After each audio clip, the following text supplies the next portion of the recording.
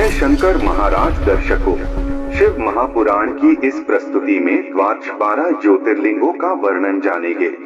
जो इस चरित्र को सुनता, पढ़ता अथवा दूसरों को सुनाता है, उसे भी सब प्रकार का सुख प्राप्त होता है तथा उसके संपूर्ण पाप नष्ट हो जाते हैं। जो लोग प्रातःकाल उनका नाम लेते हैं, उन्हें संपूर्ण सुख प्राप्त होते हैं। शिवजी के ये 12 अवतार भक्तों के कल्याण के निमित्त पृथ्वी पर हुए थे। फिर ये ज्योतिर्लिंग के नाम से प्रसिद्ध हुए। इन ज्योतिर्लिंगों के नाम इस प्रकार हैं: 1 सोमनाथ, 2 मल्लिकार्जुन, 3 महाकाल, 4 ओंकारनाथ, 5 केदारनाथ, 6 भीमशंकर, 7 विश्वेश्वर, 8 त्रयंबक, 6 बैजनाथ अथवा वैद्यनाथ, 10 नागेश, 11 रामेश्वर तथा 12 घुष्मेश्वर। इन 12 अवतारों की अपार महिमा है। शिवजी हम सभी का कल्याण करे, इसी कामना के साथ आइए शुरू करते हैं पहले ज्योतिर्लिंग श्री सोमनाथ की कथा। ओम नमः शिवाय। पहला ज्योतिर्लिंग सोमेश्वर नामक है। उसका पूजन करने से संपूर्ण मनोरथों की प्राप्ति होती है। वह संतान, संपत्ति, यश तथा कीर्ति को देने वाला है और संपूर्ण कष्टों को दूर करने वाला है। ब्रह्मा जी के अंगूठे से दक्ष प्रजापति की उत्पत्ति हुई थी। उसने ब्रह्मा जी की आज्ञा से सृष्टि की वृद्धि करनी चाहिए। तब उसने वीर प्रजापति की कन्या वीरनी के साथ अपना विवाह किया और उसके द्वारा बहुत से पुत्र उत्पन्न किए। दक्ष ने 60 कन्याएं उत्पन्न की। उनमें से 10 का विवाह धर्मराज के साथ, 13 का कश्यप के साथ, 27 का चंद्रमा के साथ तथा अंग्रिस एवं कृशाश के साथ 2-2 का हुआ था।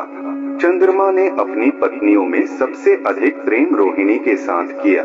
जो मनुष्य बहुत सी स्त्रियों के साथ विवाह करके सबसे समान प्रीति नहीं रखता, उस पर अनेक विपत्तियां आती हैं और उसे कभी भी आनंद प्राप्त नहीं होता।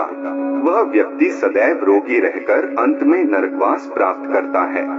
दक्ष की कन्याओं के साथ समान प्रेम न रखने के कारण ही को बहुत दुर्ख उठाना पड़ा। पहले का वृत्तांत यह है कि जब अन्य कन्याओं ने यह देखा कि चंद्रमा रोहिणी के समान उन पर प्रीति नहीं रखता है, तो वे सब रोती पीटती अपने दक्ष के समीप गईं और उन्हें सब वृत्तांत कह सुनाया। उस समय दक्ष ने चंद्रमा को बुलाकर समझाते हुए यह कहा: हे चंद्रमा, सब स्त्रियों पर एक जैसा प्यार रखना चाहिए। चंद्रमा उस समय तो दक्ष प्रजापति की बात मानकर चला और कुछ दिनों तक सभी स्त्रियों पर एक जैसा प्रेम भी रखा, परंतु थोड़े दिनों बाद ही वह रोहिणी से और अधिक प्रेम करने लगा। तब दक्ष की अन्य कन्याएं फिर अपने पिता के पास आकर रोने लगी। यह देखकर दक्ष ने चंद्रमा को दोबारा अपने पास बुलाकर कहा: हम तुझे यह शाप देते हैं कि तुझे क्षय रोग हो जाए। उस रोग के कारण तू भोग विलास के मतलब का ही नहीं रहेगा। इस शाप के लगते ही चंद्रमा को क्षय रोग हो गया, उसका तेज नष्ट हो गया। उस समय चंद्रमा की सभी स्त्रियां और अधिक दुखी हुई। तब सब देवता चंद्रमा को लेकर ब्रह्मा जी के पास आए और यह कहने लगे: हे ब्रह्मा, आप चंद्रमा के रोग को दूर करने का कोई उपाय करें। देवताओं की बात सुनकर उन्होंने चंद्रमा को बहुत धिक्कारते हुए इस प्रकार कहा: हे देवताओं, जब से इसने राजसूय यज्ञ किया है, तब से इसे धर्म का विचार नहीं रहा है। इसने अपने गुरु की पत्नी तारा के साथ व्यभिचार किया। उस समय मैंने इसकी रक्षा की थी। यह बात सुनकर चंद्रमा दुखी होकर उनके चरणों पर गिर पड़ा और बारंबार स्तुति करने के उपरांत इस प्रकार कहने लगा: हे ब्रह्मा, मैंने वास्तव में बड़े पाप किए हैं और हर बार आपने मेरी रक्षा की है। अब मैं आपको यह विश्वास दिलाता हूँ कि भविष्य में कभी भी कोई अधर्म नहीं करूँगा। चंद्रमा की विनती सुनकर तथा उसकी दीनता देखकर ब्रह्मा जी को दया आ गई।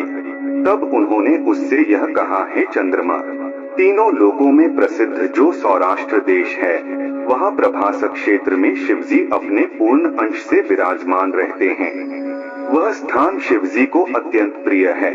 वहाँ तपस्या करने से संपूर्ण पाप तथा दोष नष्ट हो जाते हैं। अस्तु, तुम वहीं जाकर शिवलिंग की स्थापना करो तथा उत्तमोत्तम सामग्रियों द्वारा उसका पूजन करो। सब प्रकार के छलकपट त्याग, योग धारण कर शिवजी का ध्यान धरना और अपने मनोरथ पूर्ण होने का निश्चय करके उनके प्रेम में लगे रहना। उस समय तुम्हारा यह रोग नष्ट हो जाएगा। शिवजी की भक्ति द्वारा बहुत से लोगों ने मृत्यु को जीत लिया है तथा बड़े बड़े पापियों ने मुक्ति प्राप्त की है। अस्तु तुम्हारा कष्ट भी अवश्य दूर होगा। ये वचन सुनकर चंद्रमा तुरंत ही प्रभासक क्षेत्र में जा पहुंचा। वहां उसने शिवलिंग की स्थापना कर 6 मास तक कठिन तप किया। तब उसकी तपस्या से प्रसन्न होकर शिवजी प्रकट हुए और वरदान मांगने की आज्ञा दी। उस समय चंद्रमा ने उन्हें प्रणाम करके स्तुति करते सुनकर हुए यह कहा, हे प्रभु, आप मेरे क्षय रोग को दूर कर दें तथा यह वर दें कि मुझे आपकी भक्ति सदैव प्राप्त हो। चंद्रमा की प्रार्थना सुनकर शिवजी ने उत्तर दिया, हे चंद्रमा, दक्ष का शाप पूर्ण रूप से तो नष्ट नहीं हो सकता, पर हम तुम्हें यह वर देते हैं कि तुम प्रतिमास क्रमानुसार घटाबरा करोगे और संसार में सुयश प्राप्त करोगे।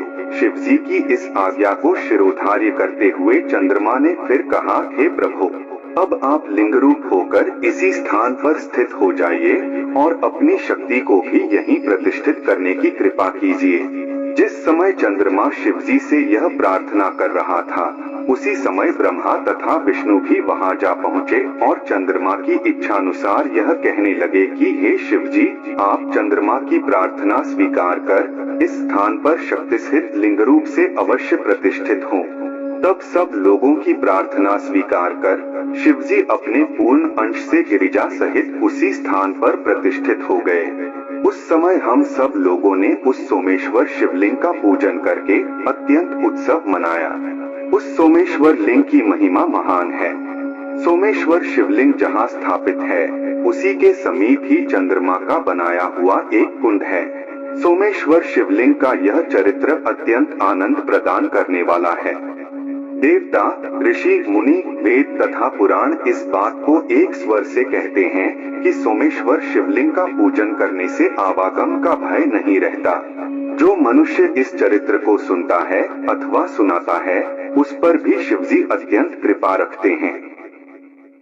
ओम नमः शिवाय। दूसरा ज्योतिर्लिंग है मल्लिकार्जुन ज्योतिर्लिंग। जिस समय शिवजी के पुत्र स्कंदजी संसार की परिक्रमा करके कैलाश पर्वत पर आए, उस समय नारद ने उन्हें गणपति के अधिकार का सभी वृत्तांत कह सुनाया। तब स्कंद अत्यंत दुखी हो अपने माता पिता को प्रमाण करने के उपरांत अप्रसन्न हो क्रौंचगिरी को चले गए। यद्यपि शिवगिरिजा ने उन्हें बहुत समझाया, परंतु उन्होंने किसी भी प्रकार कैलाश पर रहना स्वीकार नहीं किया। उस समय गिरिजा ने पुत्र वियोग में बहुत विलाप किया। तब शिवजी ने गिरिजा को धैर्य बंधाते हुए यह कहा, हे गिरिजे, तुम चिंता मत करो, तुम्हारा पुत्र शीघ्र ही तुम्हारे पास लौट आवेगा। यह सुनकर गिरिजा बोली, हे प्रभु, आप देवताओं आदि को मेरे पुत्र को मनाने के लिए भेजिए। यदि वह यहाँ नहीं आया तो हम और आप स्वयं ही उसके पास चलकर रहेंगे। गिरिजा को इस प्रकार दुखी देखकर शिवजी ने देवताओं तथा मुनियों को स्कंदजी के पास भेजा, परंतु स्कंदजी किसी भी प्रकार लौटकर नहीं आए। जब यह समाचार शिवगिरिजा को मिला तो वे पुत्र वियोग से व्याकुल हो स्वयं ही उनके पास चल दिए। जिस समय स्कंदजी ने अपने माता पिता के आगमन का समाचार सुना तो वे अपने स्थान से 3 योजन दूर हटकर चले गए ताकि उनसे भेंट न हो सके। स्कंदजी के ऐसे हठ को देखकर शिवगिरिजा भी उनके पास नहीं गए और ज्योतिरूप होकर उसी स्थान पर स्थित हो गए। वही ज्योतिर्लिंग मल्लिकार्जुन के नाम से संसार में प्रसिद्ध है। प्रत्येक पर्व में शिवगिरिजा अपने पुत्र से भेंट करने हेतु उस स्थान पर जाया करते हैं। प्रत्येक 15वें दिन शिवजी तथा प्रत्येक पूर्णमासी को गिरिजा वहां आती हैं, परंतु उन दोनों में से कोई वहां सदैव के लिए नहीं ठहरता। मल्लिकार्जुन शिवलिंग 12 ज्योतिर्लिंगों में से दूसरा है। उसके दर्शन करने से सब प्रकार के आनंद प्राप्त होते हैं। उसकी महिमा तीनों लोकों में प्रकट है। इस कथा को पढ़ने सुनने से भी सब प्रकार का आनंद प्राप्त होता है। ओम नमः शिवाय। तीसरा ज्योतिर्लिंग है महाकालेश्वर। उज्जैनी नगरी में एक शिव भक्त ब्राह्मण रहा करता था। वह सदैव भस्म धारण करता, रुद्राक्ष पहनता, शिवजी के नाम का स्मरण करता तथा उन्हीं की निष्काम भक्ति में संलग्न रहता था। उस ब्राह्मण के 4 पुत्र थे, जिनके नाम इस प्रकार हैं: देवप्रिय, प्रियमेवा, सुकृत तथा धर्मवादी। ये चारों लड़के भी शिवजी के परम भक्त थे। उन्हीं दिनों दूषण नामक एक असुर अत्यंत बलवान तथा तीनों लोगों को दुख देने वाला उत्पन्न हुआ। वह अपनी पत्नी सहित रत्नमाल गिरी पर निवास करता था। उसने ब्रह्मा जी की तपस्या करके अपार बलशाली होने का वरदान प्राप्त किया। तदुपरांत उसने अत्यंत अहंकार में भरकर सभी देवताओं को जीत लिया और उसी पर्वत पर रहकर तीनों लोगों का राज्य करने लगा। उसने सब धर्म मिटाकर अनेक प्रकार के पाप फैलाए तथा देवता, ऋषि मुनि ब्रह्मा जी के पास आकर इस प्रकार कहने लगे: हे ब्रह्मा, आप इस दैत्य से हमारी रक्षा करने का उपाय करें। तब ब्रह्मा जी ने उन्हें संबोधित करते हुए कहा: हे देवताओं, मैंने उस दैत्य को वर दिया है, मैं तो उसका अपकार नहीं करूंगा। इतना कहकर ब्रह्मा जी सब देवता तथा मुनियों को साथ ले शिवजी के समीप जा पहुँचे तथा उन्हें दंडवत स्तुति करने के उपरांत बोले: हे प्रभु, दूषण नामक दैत्य संसार में बहुत उपद्रव मचा रहा है। आप दैत्यों का नाश करने में प्रसिद्ध हैं। अस्तु हम लोगों पर कृपा करके अब आप उसका शीघ्र संहार कीजिए। इस प्रार्थना को सुनकर शिवजी ने कहा: हे देवताओं, तुम लोग अपने अपने स्थान को लौट जाओ, हम उस दैत्य का नाश कर देंगे। जब वह दैत्य हमारे उज्जैनी निवासी भक्त ब्राह्मण तथा उसके पुत्रों को कष्ट पहुंचाएगा, तब हम उसे मार डालेंगे। शिवजी की यह आज्ञा सुनकर सब लोग अपने अपने स्थान को लौट गए।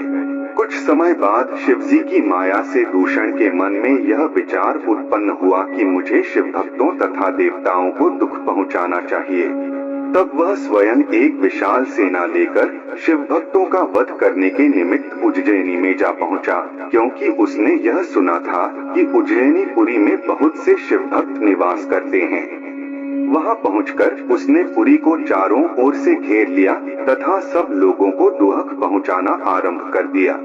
उसके उपद्रवों को देखकर जब लोग व्याकुल हो अपना घर छोड़कर बाहर को भागे, तो दैत्यों ने उन्हें पकड़कर मार डाला। उस दैत्य के उपद्रवों को देखकर भी शिवजी के भक्त अपने स्थान से हटकर बाहर नहीं निकले, क्योंकि उन्हें यह विश्वास था कि शिवजी हमारी सहायता एवं रक्षा करेंगे। यह देखकर वह दैत्य शिव भक्तों के स्थान पर पहुंचकर उन्हें मार डालने के लिए अपने दैत्यों को आज्ञा देने लगा। शिवजी के भक्तों को उस समय भी कोई चिंता नहीं हुई। तब शिवजी वे यह चरित्र किया कि जिस स्थान पर शिव भक्त ब्राह्मण बैठे हुए पार्थिव पूजन कर रहे थे, उसके चारों ओर की पृथ्वी अचानक ही फूट गई और वहां एक भारी गड़ा हो गया। उस समय पृथ्वी फटने से ऐसा महाभयानक शब्द हुआ, जिसको सुनकर तीनों लोग कांपने लगे। उस दृश्य को देखकर भी दूषण को कोई चिंता नहीं हुई और वह गड्ढे के भीतर घुसकर ब्राह्मणों के पास जा पहुंचा। उस समय शिवजी वहां प्रकट हो गए और अत्यंत क्रोध में भरकर दूषण से इस प्रकार कहने लगे: अरे मूर्ख, हम अपने भक्तों के रक्षक हैं, हम महाकाल हैं, इसलिए उचित है कि अब अपने पाप आगे मत बढ़ा। शिवजी के मुख से यह वचन सुनकर भी जब वह दैत्य नहीं माना और कुछ आगे को बढ़ा, तो उसी समय शिवजी ने एक जोर की हुंकार भरी, जिससे महाभयानक अग्नि प्रकट हुई। दूषण अपने साथियों सहित उस अग्नि में जलकर भस्म हो गया। उस समय शिवजी के दर्शन पाकर वह ब्राह्मण अपने चारों पुत्रों सहित अत्यंत प्रसन्न हो स्तुति करने लगा। देवताओं ने दुंदुभी बजाई तथा आकाश से पुष्प वर्षा हुई। सब लोग उच्च स्वर से शिवजी की स्तुति करने लगे। तदुपरांत उस ब्राह्मण ने शिवजी की प्रार्थना करते हुए यह कहा: हे प्रभु, आपने यहाँ प्रकट होकर अपने भक्तों को कृतार्थ कर दिया है। अब मेरी यह अभिलाषा है कि आप इसी गर्भ में गिरिजाजी तथा अपने गणों सहित स्थित हों। यह दूषण नामक दैत्य संसार के लिए काल स्वरूप था, आप उसको नष्ट करने वाले महाकाल हैं।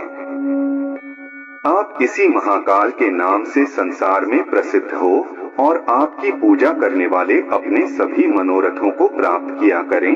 ब्राह्मण की इस प्रार्थना को शिवजी ने स्वीकार कर लिया। तब वे ब्राह्मण द्वारा स्थापित लिंग मूर्ति में अपने पूर्णाश द्वारा महाकाल नाम से स्थित हुए। उस समय उस ब्राह्मण तथा उसके पुत्रों ने, ब्रह्मा जी ने, विष्णु जी ने तथा अन्य सब देवताओं एवं ऋषि मुनियों ने महाकाल ज्योतिर्लिंग का पूजन किया। तदुपरांत सब लोग अपने अपने लोक को चले गए। इस कथा को जो कोई सुनता अथवा सुनाता है उसे भी अत्यंत आनंद प्राप्त होता है। महाकाल का पूजन करने पर संसार में कोई वस्तु दुर्बल नहीं रहती।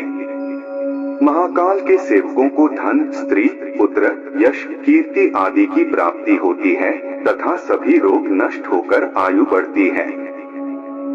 राजा चंद्रसेन तथा श्रीकर की विपत्ति भी महाकाल की सेवा से दूर हो गई थी। पुरातन काल में उज्जैनीपुरी में एक चंद्रसेन नामक राजा राज्य करता था। यह राजा शिवजी का परम भक्त था तथा महाकाल की अत्यंत सेवा किया करता था। शिवजी के गण मणिभद्र से उस राजा की मित्रता हो गई। तब मणिभद्र ने प्रसन्न होकर उसे एक चिंतामणि दी, जिसके दर्शन, स्पर्श, श्रवण तथा ध्यान मात्र से ही संपूर्ण दुख दूर हो जाया करते थे। उस मणि का प्रकाश सूर्य के समान फैलता था। जिस समय राजा चंद्रसेन उस मणि को पहन लेता, उस समय वह सूर्य के समान दिखाई देता था। जब अन्य राजाओं ने उस मणि की ऐसी प्रशंसा सुनी तो उन्होंने अपने मन में यह इच्छा की कि हम उस मणि को स्वयं प्राप्त कर लें।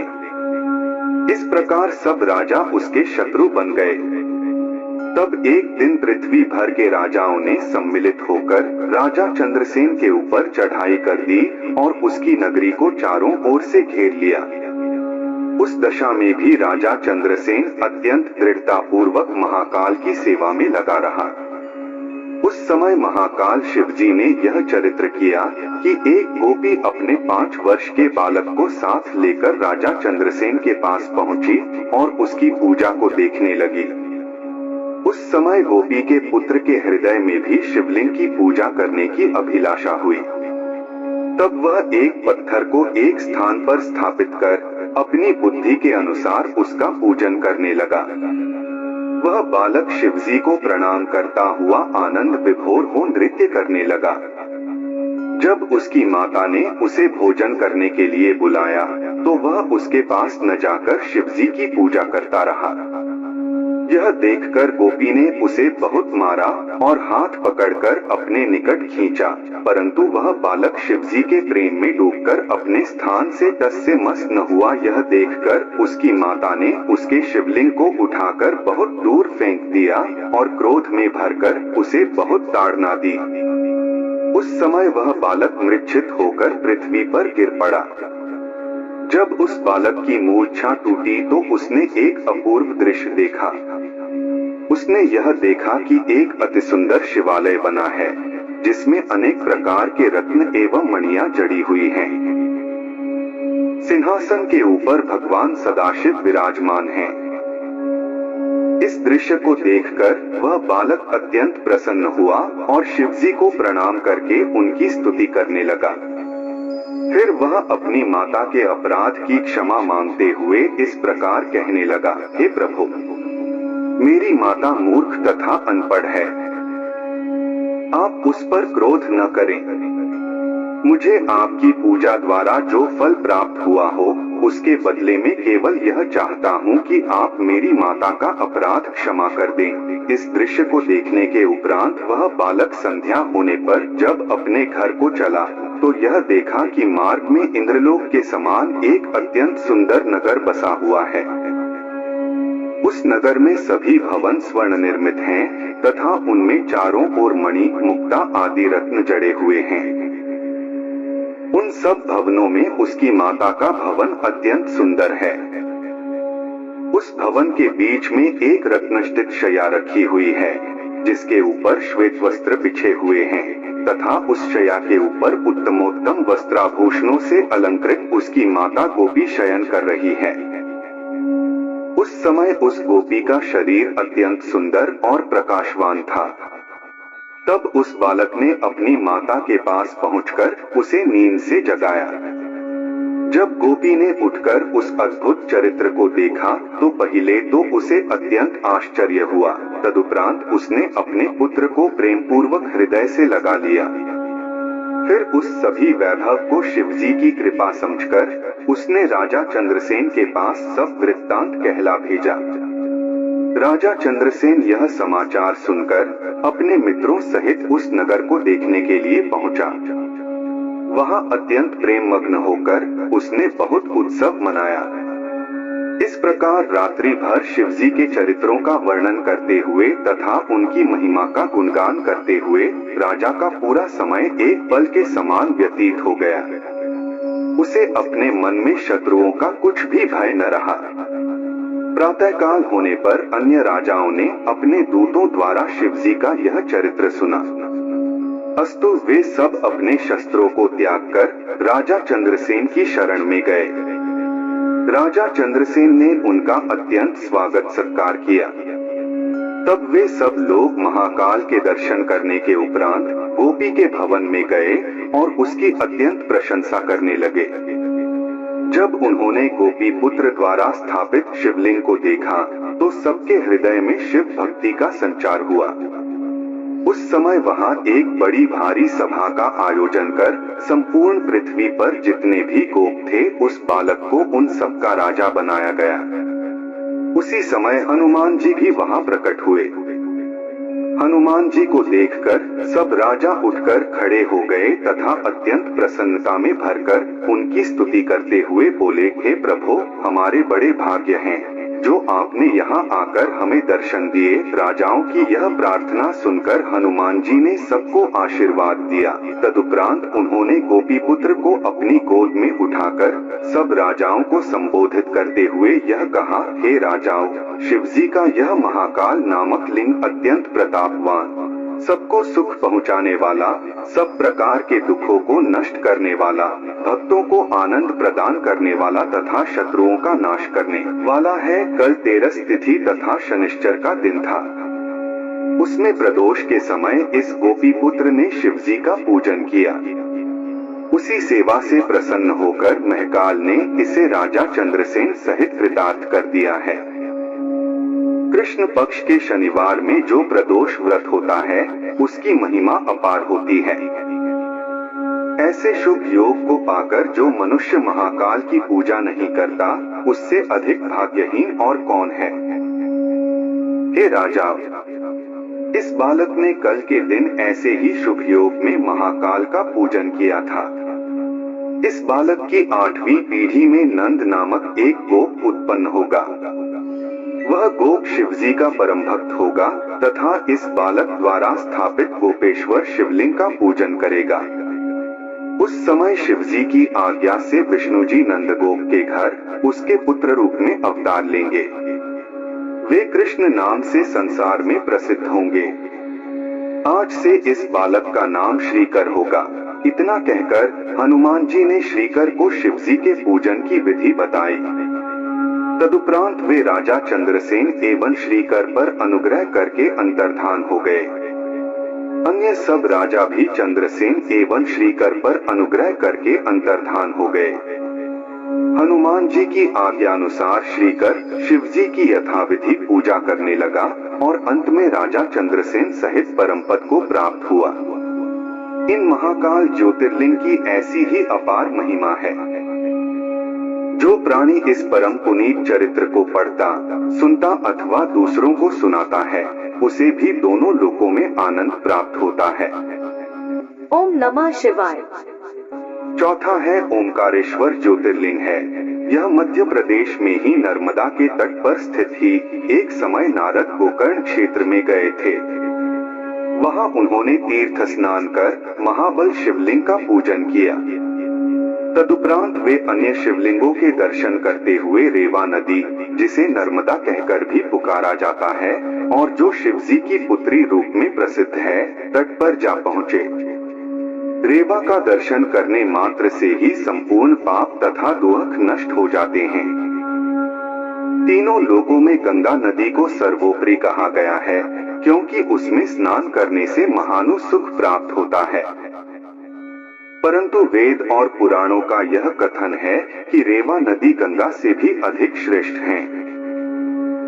यमुना नदी में 14 दिन करने से, सरस्वती नदी में 3 दिन स्नान करने से तथा गंगा नदी में 1 दिन स्नान करने से संपूर्ण पाप नष्ट हो जाते हैं, परंतु रेवा नदी का केवल दूर से दर्शन करने मात्र से ही सब पापों से मुक्ति मिलती है। उस स्थान पर शिव निर्माल्य को ग्रहण कर लिया जाए तो कोई दोष नहीं लगता। वहाँ दार्यंत्र नामक जो तीर्थ है वह संपूर्ण पापों को नष्ट करने वाला है। ऐसी अपार महिमाशालिनी रेवा नदी में नारद ने स्नान किया तथा प्रणवेश्वर शिवलिंग का पूजन किया। फिर उन्होंने विंध्याचल को देखा, जहाँ संपूर्ण संसार का आनंद एकत्रित सा प्रतीत होता है। वह नारद की अगवानी करने के लिए आगे बढ़ आया और प्रणाम स्तुति करने के उपरांत अपने घर ले गया। वहां उसने नारद जी को अत्यंत विनय पूर्वक शुभ आसन पर बैठाकर पूजन किया। फिर हाथ जोड़कर इस प्रकार कहने लगा, ब्रह्मर्षि, आज आपके आगमन से मैं कृतार्थ है गया हूँ। अब मैं अपने कुल में सबसे श्रेष्ठ कहलाऊंगा। विंध्याचल के ऐसे वचन सुनकर नारद ने एक ठंडी श्वास ली। उस समय विंध्याचल ने नारद से हाथ जोड़कर इस प्रकार पूछा, हे प्रभु, आपके ठंडी श्वास लेने का क्या कारण है, वह मुझे बताइए। यह ठीक है कि पृथ्वी को धारण करने की शक्ति सुमेरु पर्वत में है तथा शिवजी का संबंध होने के कारण हिमाचल पर्वत भी श्रेष्ठ माना जाता है।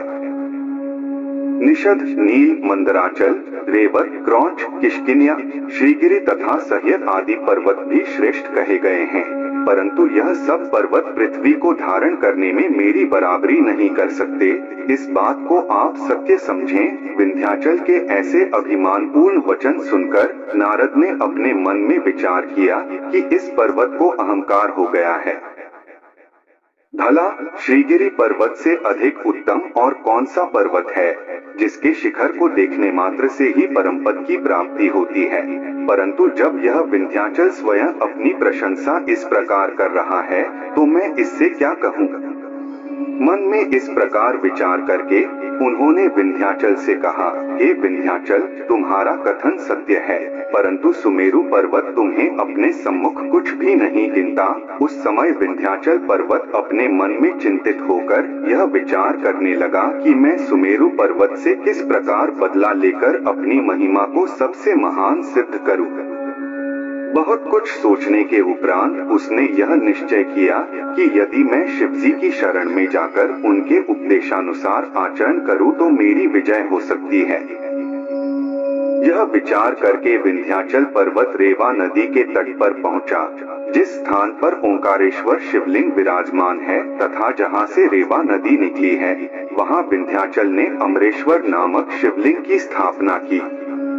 6 महीने तक विंध्याचल शिवजी के ध्यान एवं पूजन में निरंतर लगा रहा। तब शिवजी प्रसन्न होकर उसके सम्मुख अपने मुख्य लक्षणों सहित प्रकट हुए तथा वरदान मांगने के लिए कहने लगे। भगवान सदाशिव के उस शुद्ध स्वरूप को देखकर विंध्याचल ने प्रणाम करने के उपरांत कहा, हे प्रभु, मैं आपकी शरण में आया हूँ। सुमेरु मुझसे व्यर्थ ही बैर भाव रखता है, अस्तु आप मुझे यह वर देने की कृपा कीजिए जिससे उस पर मैं विजय प्राप्त कर सकूं। विंध्याचल की प्रार्थना सुनकर शिवजी ने एवं स्तु कहा।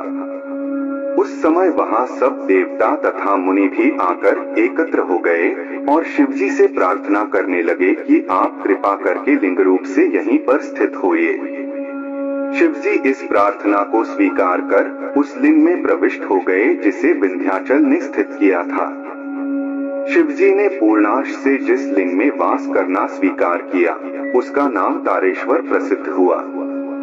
तभी वहां शिवजी के अंश से एक अन्य लिंग की उत्पत्ति भी हुई जो प्रणवेश्वर के नाम से प्रसिद्ध हुआ।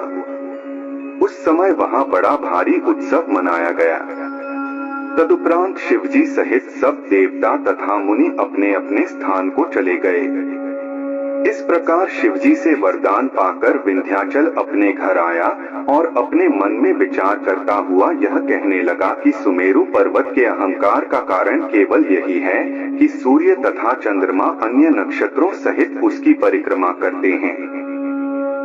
अस्तु, मैं उसका अहंकार दूर करने के लिए आज इतना अधिक बढ़ूंगा कि सूर्य को चलने से ही रोक दूंगा।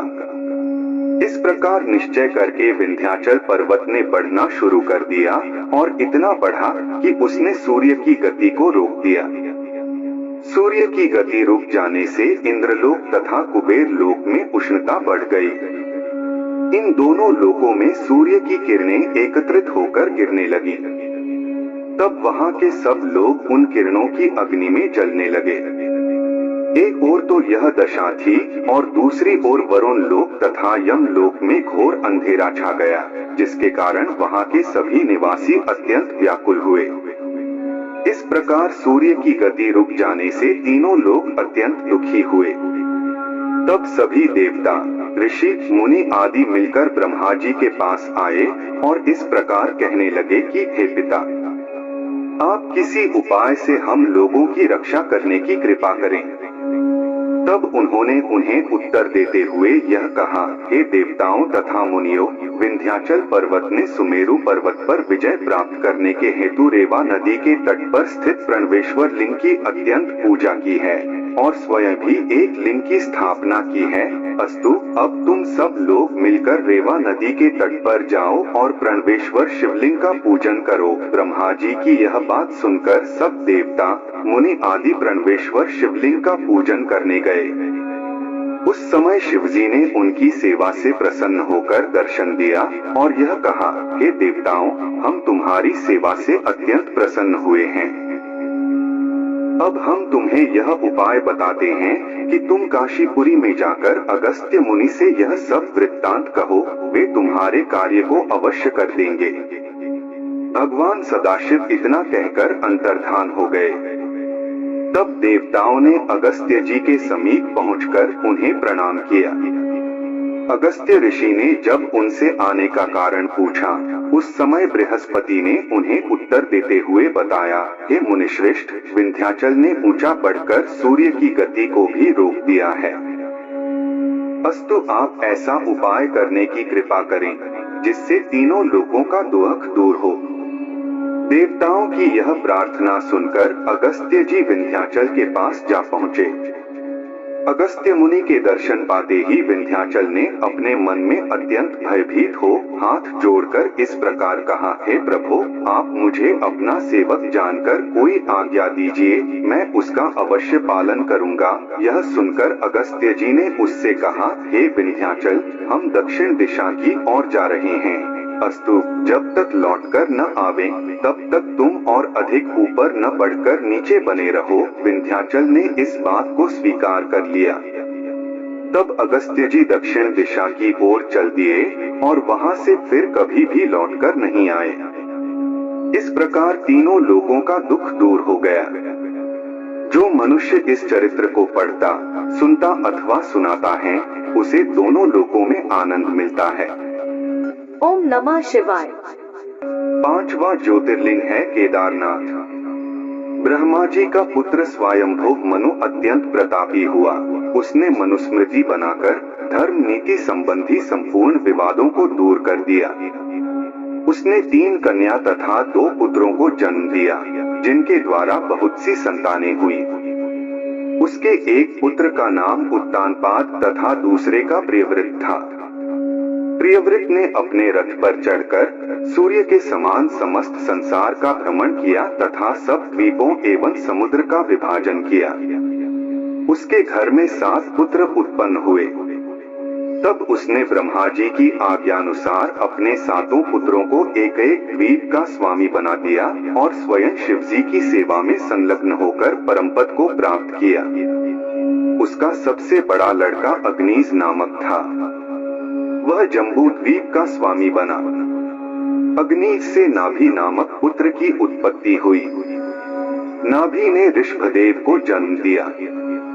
ऋषभदेव के 100 पुत्र उत्पन्न हुए, जिनमें सबसे बड़े पुत्र का नाम भरत था। भरत चक्रवर्ती राजा हुआ। नाभि के अन्य पुत्रों में से 9 बालक नारद की सम्मति मानकर योगी हो गए तथा 81 बालक सिद्ध हुए। भरत तीनों लोकों में अत्यंत यशस्वी हुआ। उसके जितने बालक थे वे जिस जिस खंड के राजा हुए वह खंड उन्हीं के नाम से प्रसिद्ध हुआ।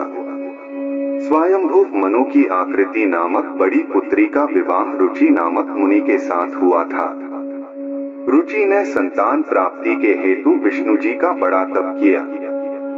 जब विष्णु जी ने दर्शन देकर उनसे वरदान मांगने के लिए कहा तब रुचि ने उनसे यह प्रार्थना की कि हे प्रभु, मैं आपके समान पुत्र चाहता हूँ। विष्णु जी उसकी प्रार्थना स्वीकार कर अंतर्धान हो गए। तदुपरांत विष्णु जी ने स्वयं ही आकृति के उदर से 2 रूपों में जन्म लिया। उन दोनों बालकों का नाम नर और नारायण रखा गया। रुचि तथा आकृति ने उन दोनों को विष्णु का अवतार जानकर दीक्षा दी। तदुपरांत वे दोनों नर और नारायण तपस्या करने के हेतु हिमाचल पर्वत पर जा पहुँचे। हिमाचल की जो शाखा केदार नाम से प्रसिद्ध है वहां दोनों ने अत्यंत कठिन तप किया। वे शिवजी का पार्थिव पूजन तथा अखंड ध्यान धरते रहते थे। तब शिवजी ने प्रसन्न होकर उन्हें अपना दर्शन दिया।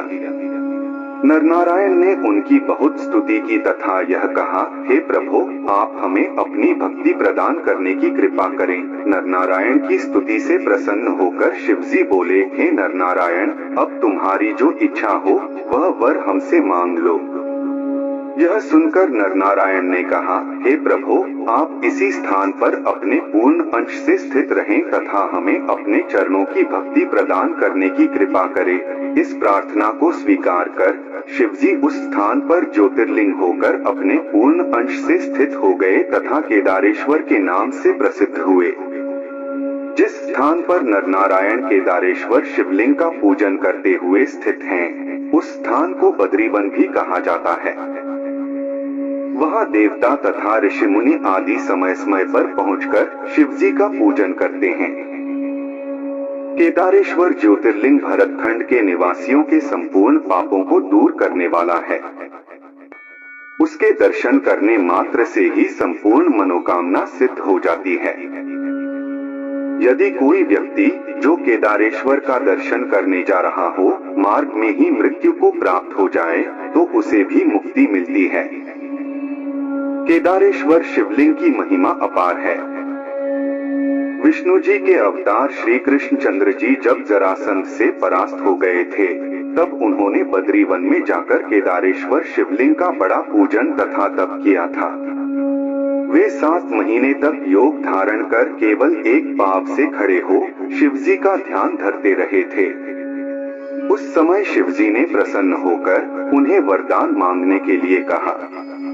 तब श्री कृष्ण जी ने उनसे अप्रमेय बल की याचना की, जिसे शिवजी ने प्रसन्नता पूर्वक प्रदान किया। जिस समय राजा पांडु के पुत्र पांडव अपने पापों से मुक्ति पाने के हेतु केदारेश्वर शिवलिंग का दर्शन करने पहुंचे थे, उस समय शिवजी भैंसे का रूप धारण कर वहां से भाग चले थे, क्योंकि वे यह नहीं चाहते थे कि ऐसे महापापियों को मुक्त किया जाए। परंतु जब पांडवों ने उनकी अत्यंत विनय की और यह कहा कि आप हमारे पाप को दूर करके कृपा पूर्वक यहीं स्थित रहें, तब शिवजी अपने पिछले धड़ से उसी स्थान पर स्थित रह गए, जिसकी सेवा द्वारा पांडवों के संपूर्ण दोहक नष्ट हो गए। शिवजी अगले धड़ से नेपाल में जा पहुँचे और हरिहर रूप धारण कर वहीं स्थित हो गए। जो मनुष्य हरिहर शिव का दर्शन करता है उसके संपूर्ण पाप नष्ट हो जाते हैं। ओम नमः शिवाय। 6वां ज्योतिर्लिंग है भीमाशंकर ज्योतिर्लिंग, जो महाराष्ट्र में ही स्थित है। पूर्व काल में भीम नामक एक अत्यंत बलशाली दैत्य हुआ। उसकी उत्पत्ति कुंभकर्ण के वीर्य द्वारा हुई थी। भीम की माता का नाम करकटी था। वह अपनी माता सहित सह्य नामक पर्वत पर निवास कर तीनों लोगों को तिनके के समान तुच्छ समझ अनेक प्रकार के उपद्रव करने लगा। एक दिन उस दैत्य ने अपनी माता से यह पूछा, हे माता, मेरे पिता का नाम क्या है और तुम यहाँ अकेली क्यों रहती हो? मेरे पिता कहाँ चले गए हैं? जो भी सत्य बात हो उसे मुझे बताओ। अपने पुत्र की बात सुनकर कर्कटी ने उत्तर दिया, हे पुत्र, तुम्हारे पिता का नाम कुंभकर्ण था। वे रावण के छोटे भाई थे। उन्हें दशरथ के पुत्र रामचंद्र ने मार डाला। यह सुनकर कर्कटी ने उसे सीताहरण से लेकर रामचंद्र जी के लंका पहुंचने तथा दैत्यों के वध का वर्णन विस्तार पूर्वक कह सुनाया। फिर यह कहा, हे पुत्र, जब मैं विधवा हो गई तो अपने माता पिता के घर आकर रहने लगी। अपने पिता की मृत्यु का समाचार सुनकर भीम अपने मन में अत्यंत क्रुद्ध हुआ तथा यह विचार करने लगा कि देवताओं ने मेरे साथ बहुत बुरा किया है, जो उन्होंने विष्णु की सहायता लेकर मेरे कुल को नष्ट करा दिया। इसके अतिरिक्त यह नियम भी है कि जो पुत्र अपने पिता का बदला न ले सके उसे अत्यंत नीच समझना चाहिए। अस्तु, अब मैं देवताओं से अपने पिता की मृत्यु का बदला लूंगा। यह विचार कर भीम ने वन में पहुंचकर अत्यंत कठिन तप करना आरंभ कर दिया। भीम के कठिन तप के कारण तीनों लोग जलने लगे। तब सब देवता तथा ऋषिमुनि आदि ब्रह्मा जी की शरण में आए और प्रार्थना करते हुए यह कहने लगे, हे ब्रह्मा, वह दैत्य कुंभकर्ण के वीर्य से उत्पन्न हुआ है और अपने पिता का बदला लेने की इच्छा से उग्र तप कर रहा है। अस्तु, आप उसे वरदान देने की कृपा करें जिससे तीनों लोगों की रक्षा हो जाए। यद्यपि वर प्राप्त हो जाने पर वह हमें दुख ही देगा, तो भी यह बात हम इसलिए कह रहे हैं कि यदि आपने उसे वर नहीं दिया तो उसके उपद्रव करने से पूर्व ही हम सब इस अग्नि में जलकर भस्म हो जाएंगे। देवताओं की प्रार्थना सुनकर ब्रह्मा जी उस दैत्य के पास जा पहुँचे और उसे वर मांगने के लिए कहने लगे। उस समय भीम ने उनकी प्रार्थना करते हुए यह कहा, हे ब्रह्मा, आप मुझे ऐसा अप्रमेय बल देने की कृपा करें जिसके द्वारा मैं अपने पिता के शत्रुओं पर विजय प्राप्त कर सकूं। यह सुनकर ब्रह्मा उसे इच्छित वरदान देकर अपने लोक को लौट आए। तब भीम अत्यंत प्रसन्न हो अपनी माता के पास जाकर यह कहने लगा, हे माता, अब मैं सब देवताओं तथा मुनियों का वध कर डालूंगा। यह कहने के उपरांत उस दैत्य ने एक ऐसा भयानक शब्द किया जिसे सुनकर तीनों लोग कांपने लगे। अस्तु, सब दैत्यों ने उसके पास पहुंचकर उसे अपना राजा बना दिया। तदुपरांत वह दैत्यों की सेना लेकर इंद्र पर चढ़ाई करने के लिए चल दिया। जिस समय वह दैत्य इंद्रलोक में पहुंचा, उस समय सब देवता उसके भय से भयभीत हो विष्णु जी की शरण में गए और उनसे अपनी रक्षा करने की प्रार्थना करने लगे। तब विष्णु जी उन्हें साथ लेकर उस दैत्य से युद्ध करने के लिए गए। विष्णु ने अस्त्र शस्त्रों का प्रयोग किया, परंतु वह किसी भी प्रकार विचलित नहीं हुआ। यह देखकर विष्णु जी ने अत्यंत क्रुद्ध हो अपने हाथ में ब्रह्मास्त्र उठाया। उस समय यह आकाशवाणी हुई, हे विष्णु, तुम इस दैत्य पर विजय प्राप्त नहीं कर सकोगे। अस्तु, अपने लोक को लौट जाओ। इस दैत्य का संहार भगवान सदाशिव द्वारा होगा। इस आकाशवाणी को सुनकर विष्णु जी तुरंत अंतर्धान हो गए। तब भीम देवताओं पर विजय प्राप्त कर अपनी सेना सहित घर लौट आया। उसने देवताओं के स्थान पर दैत्यों को प्रतिष्ठित किया और उनके सब रत्न छीन लिए। ब्रह्मा जी ने तथा विष्णु जी ने तथा सब देवताओं ने उस समय शिव जी की शरण में पहुंचकर दंड प्रणाम करने के उपरांत स्तुति करते हुए भीम का सब वृत्तांत कह सुनाया तथा यह प्रार्थना की, हे प्रभु, आपके अतिरिक्त उस दैत्य को अन्य कोई नहीं मार सकता। यह सुनकर शिवजी ने उत्तर दिया, हे देवताओं, जब वह भीम नामक दैत्य कामरूप देश के राजा प्रियधर्म को दोहक पहुंचाएगा, तब हम उसका संहार करेंगे। यह सुनकर सब लोग अपने घर लौट आए। उधर एक दिन भीम ने अपने मन में यह विचार किया कि यदि शिवजी रामचंद्र को अपना बाण न देते तो वे मेरे पिता को नहीं मार सकते थे। शिवजी के कारण ही सब देवता ऋषि मुनि निर्भय रहते हैं।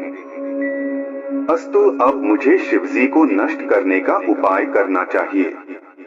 शिवजी कहीं दिखाई नहीं देते, इसलिए यदि मैं उनके भक्तों को दुख पहुंचाना आरंभ कर दूं तो वे उन्हें बचाने के हेतु किसी दिन अवश्य प्रकट होंगे। यह निश्चय करके वह दैत्य अपनी सेना सहित शिव भक्तों को ढूंढ ढूंढ कर मारने लगा। एक दिन वह कामरूप के राजा प्रियधर्म को शिवजी का परम भक्त समझकर उसके राज्य में जा पहुंचा। उस समय सब प्रजा अत्यंत दुखी होकर राजा के पास पुकार करने के लिए पहुंची। तब तक भीम भी अपनी सेना को साथ लिए उसके किले में जा पहुंचा। उसने राजा को पकड़कर बांध लिया तथा बंदी बना लिया। उस अवस्था में भी राजा प्रियधर्म ने शिवजी का ध्यान करना न छोड़ा। वह गंगा का स्मरण कर मानसी स्नान कर लेता और बंदीगृह में भी पार्थिव पूजन किया करता था। उसकी दक्षा नामक रानी भी उसी के पास रहकर शिवजी का पूजन किया करती थी। उनकी सेवा से प्रसन्न होकर शिवजी गुप्त रूप से उस मूर्ति में स्थित हो गए। जो राक्षस राजा के बंदीगृह की रक्षा के हेतु नियुक्त थे, जब उन्होंने यह देखा कि राजा अब भी पार्थिव पूजन करना नहीं छोड़ता है, तब एक दिन उनमें से एक राक्षस ने भीम के पास जाकर यह समाचार दिया और कहा कि राजा प्रियधर्म अभी तक शिवजी की पूजा करता रहता है। इस समाचार को पाकर भीम अपने हाथ में खड्ग ले अत्यंत क्रोधित हो राजा को मार डालने के लिए उसके पास जा पहुंचा। अस्तु इस प्रकार जब राजा के पास जाकर उसने यह देखा कि उसके सेवक का कहना सत्य है, तो अत्यंत क्रुद्ध होकर राजा से इस प्रकार पूछने लगा, हे राजन, तू क्या कर रहा है? भीम के वचन सुनकर राजा ने उत्तर दिया, हे दैत्यराज, मैं संपूर्ण विपत्तियों को नष्ट करने वाले शिवजी का पूजन कर रहा हूँ। तुम्हारे जो मन में आवे वह करो, परंतु मैं शिवजी की पूजा किसी प्रकार नहीं छोड़ूंगा। यह सुनकर भीम ने हंसते हुए कहा, हे मूर्ख राजन, हम तेरे स्वामी को अच्छी तरह जानते हैं। वह हमारा कुछ भी नहीं बिगाड़ सकता। जब तक वह शिव मेरे सामने नहीं आता, तभी तक तू उसे अपना स्वामी समझकर ढोंग रच रहा है। तुझे चाहिए कि तू इस मूर्ति को उठाकर फेंक दे और मेरी आज्ञानुसार शिव का नाम लेना छोड़ दे। यदि तूने मेरी बात नहीं मानी तो मैं तुझे अपनी तलवार से मार डालूंगा। इस प्रकार उस राक्षस ने राजा प्रियधर्म से बहुत सी बातें कही, परंतु राजा उन सबको अनसुनी करके दृढ़ता पूर्वक शिवजी के ध्यान में मग्न बना रहा। राजा ने यह विचार करके कि शिवजी अपने भक्तों की अवश्य सहायता करते हैं, भीम को उत्तर दिया, अरे राक्षस, मुझे ऐसा प्रतीत होता है कि अब तेरा अंतिम समय निकट आ पहुंचा है। इसीलिए तू शिवजी के प्रति ऐसे अपमानजनक शब्दों का प्रयोग कर रहा है। हे मूर्ख, यदि तू मेरे साथ कोई बुराई करेगा तो शिवजी तुझे जलाकर भस्म कर डालेंगे। राजा की यह बात सुनकर भीम फिर बोला, हे मूर्ख राजा, हम तेरे शिव को बहुत अच्छी तरह जानते हैं। यदि तू इसी समय शिव की पूजा करना नहीं छोड़ता तो यह निश्चय रख कि हमारे हाथ से अभी मार डाला जाएगा। इस पर राजा ने उत्तर दिया, हे दैत्य, तेरे मन में जो आवे वह कर, परंतु मैं शिवजी का पूजन कभी भी नहीं छोड़ूंगा। इन कटु वचनों को सुनकर भीम ने तलवार उठाते हुए कहा, अरे मूर्ख राजा, हमने तुझे विचार करने के लिए बहुत समय दिया, परंतु तू अब भी अपनी हठ पर अड़ा हुआ है। अब हम अपने खड्ग द्वारा तेरा मस्तक काटते हैं। तो अपने शिव का स्मरण कर ले, देखें वह किस प्रकार तेरी रक्षा करता है। कहकर भीम ने जैसे ही अपना खड्ग चलाया, उसी समय शिवजी राजा प्रियधर्म द्वारा स्थापित पार्थिव मूर्ति से प्रकट होकर उसके सामने आ खड़े हुए। जिस समय भीम ने शिवजी के महाभयानक स्वरूप को देखा, उस समय वह अत्यंत भयभीत हो गया। तब शिवजी ने उसे संबोधित करते हुए उच्च स्वर में इस प्रकार कहा, हे दैत्यराज, अब तू अपना बल हमें दिखा और हमारी शक्ति को स्वयं देख। शिवजी के मुख से यह वचन सुनकर भीम उनसे युद्ध करने के हेतु तैयार हो गया। तब शिवजी तो भीम के साथ युद्ध करने लगे और उनके गण दैत्यों के साथ युद्ध करने में प्रवृत्त हुए। वह युद्ध ऐसा भयानक था कि ब्रह्मा जी तथा विष्णु जी आदि देवता भी उसे देखकर आश्चर्य में आ गए। भीम ने शिवजी के ऊपर जितने भी अस्त्र शस्त्र छोड़े, उन सबको भगवान शंकर ने अपने बाणों द्वारा काट डाला। तदुपरांत उन्होंने अपने त्रिशूल का एक ऐसा प्रहार किया कि उसके लगते ही भीम मूर्छित हो पृथ्वी पर गिर पड़ा। उस युद्ध को देखकर ब्रह्मा जी ने नारद को शिवजी के पास यह कहने के लिए भेजा कि अब आप और अधिक विलंब न करके भीम को मार डालिए। इस संदेश को लेकर जब नारद शिवजी के पास पहुँचे, उस समय शिवजी ने यह उत्तर दिया, हे नारद, तुम देवताओं से जाकर यह कह दो कि हम थोड़ी ही देर में शत्रु को मार डालेंगे। जिस समय नारद शिवजी की आज्ञा सुनकर देवताओं के पास लौटे, तभी सब दैत्यों ने मिलकर शिवजी के ऊपर एक साथ चढ़ाई कर दी। उस समय देवताओं में हाहाकार मच गया। उस समय शिवजी ने अत्यंत क्रुद्ध होकर एक जोर की हुंकार भरी, जिससे ऐसी ज्वाला उत्पन्न हुई कि उसमें पड़कर सभी दैत्य भस्म हो गए। भीम भी उसी अग्नि में जलकर नष्ट हो गया। तदुपरांत उन दैत्यों के शरीर की भस्म नासिका की वायु का आश्रय पाकर भगवान सदाशिव एवं अन्य देवताओं को स्पर्श करती हुई पृथ्वी पर गिर पड़ी, जिसके द्वारा सहस्रों गुणकारक औषधियों की उत्पत्ति हुई। सिद्ध लोग उन औषधियों की सहायता से अनेक प्रकार के रूप धारण कर लेते हैं। भगवान सदाशिव की उस लीला को देखकर सभी देवता अत्यंत आनंदित हुए। तब उन्होंने हाथ जोड़कर स्तुति करते हुए शिवजी से यह प्रार्थना की, हे प्रभु, आप इस स्थान पर अपने पूर्ण अंश से विराजमान होने की कृपा करें। देवताओं की प्रार्थना पर शिवजी अपने पूर्ण अंश से उस स्थान पर स्थित हुए, जहां उन्होंने भीम को जलाकर भस्म कर डाला था।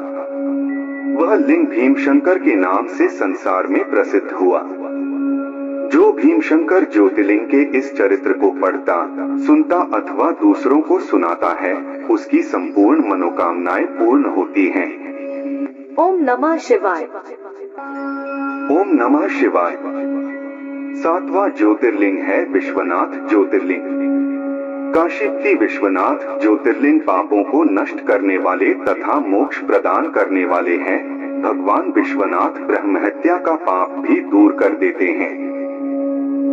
भगवान सदाशिव का यह वचन है कि निर्गुण सगुण ब्रह्मा में कोई अंतर नहीं है, अस्तु दोनों को ही एक ही रूप समझना चाहिए। जब ब्रह्मा ने सगुण रूप धारण किया तो उन्होंने अपने शरीर द्वारा शक्ति को भी प्रकट किया। इस प्रकार वह एक रूप दो रूपों में विभाजित हो गया। उन्होंने अपनी प्रकृति रूपा शक्ति द्वारा लीला करने के हेतु 5 कोस के विस्तार वाले एक क्षेत्र का निर्माण किया, जिसे आनंदवन, काशी, वाराणसी, अभिमुक्त, रुद्र क्षेत्र तथा महाश्मशान आदि अनेक नामों से पुकारा जाता है। वह स्थान शिवजी तथा उनकी शक्ति को अत्यंत प्रिय है। शिव तथा शक्ति ने उस स्थान में बहुत समय तक विहार किया। तदुपरांत उन्होंने यह इच्छा की हम किसी बलवान पुरुष को उत्पन्न करें। अस्तु उन्होंने अपनी बाई भुजा द्वारा एक अत्यंत सुंदर मनुष्य को, जो 4 भुजाएं धारण किए हुए था, उत्पन्न किया। उसने जन्म लेते ही शिवजी को प्रणाम करते हुए पूछा, हे प्रभु, मेरा क्या नाम है और आप मुझे किस कार्य को करने की आज्ञा देते हैं? उस पुरुष की बात सुनकर शिवजी ने कहा, हे पुत्र, तुम तीनों लोगों के स्वामी होने के कारण संसार में विष्णु नाम से प्रसिद्ध होगे। अब तुम कठिन तपस्या करो, जिससे तुम्हारे तेज की और अधिक वृद्धि हो। इतना कहकर शिवजी ने विष्णु जी को श्वास मार्ग द्वारा संपूर्ण वेदों का ज्ञान प्राप्त करा दिया और स्वयं अंतर्धान हो गए। तब शिवजी की आज्ञा मानकर विष्णु जी ने तपस्या करने के हेतु सर्वप्रथम एक पुष्करिणी को अपने हाथों से खोदा, फिर उसे अपने पसीने के जल से भरने के उपरांत 50 सहन वर्षों तक ध्यान में मग्न हो गए। जब उस तपस्या का कोई फल नहीं मिला, तब वे अत्यंत चिंतित हुए। उसी समय उन्हें यह आकाशवाणी सुनाई दी कि हे विष्णु, तुम फिर तपस्या करो, तब तुम्हें वर प्राप्त होगा। आकाशवाणी को सुनकर विष्णु जी ने पुनः तप करना आरंभ किया। उससे प्रसन्न होकर शिवजी ने शक्ति सहित प्रकट होकर विष्णु को अपना दर्शन दिया। उस समय शिवजी के कान से एक मणिकर्णिका निकलकर उस स्थान पर गिर पड़ी, जिससे वह स्थल संसार में मणिकर्णिका के नाम से प्रसिद्ध हुआ। तदुपरांत जब शिवजी ने विष्णु जी से वर मांगने के लिए कहा, तो विष्णु जी ने उनकी स्तुति करते हुए यह प्रार्थना की, हे प्रभु, आप मुझे अपनी अप्रमेय भक्ति का वर दीजिए तथा ऐसी कृपा कीजिए जिससे यह स्थान सर्वश्रेष्ठ पद को प्राप्त हो। शिवजी ने विष्णु की यह प्रार्थना स्वीकार करने के उपरांत कहा, हे विष्णु, तुम सृष्टि को उत्पन्न करने के हेतु पुनः तपस्या करो। विष्णु जी द्वारा बहुत समय तक दोबारा तपस्या करने पर भी शिवजी प्रसन्न नहीं हुए, क्योंकि वे कुछ और लीला करना चाहते थे।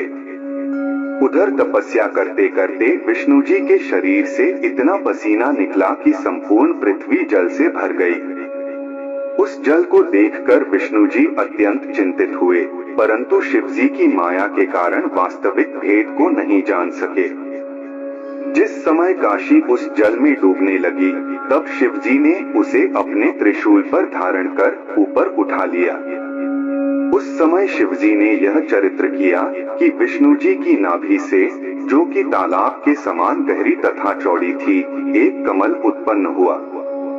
वह कमल करोड़ों सूर्यों के समान प्रकाशवान था।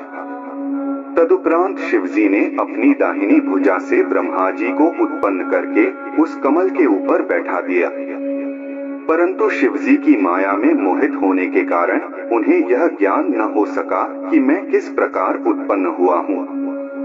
उस कमल पर बैठे हुए जब ब्रह्मा जी अपने जन्म के विषय में सोच रहे थे, तभी अचानक ही उन्हें यह ध्यान आया कि जहाँ से यह कमल उत्पन्न हुआ होगा, वह स्थान ही मेरी उत्पत्ति का मूल होगा।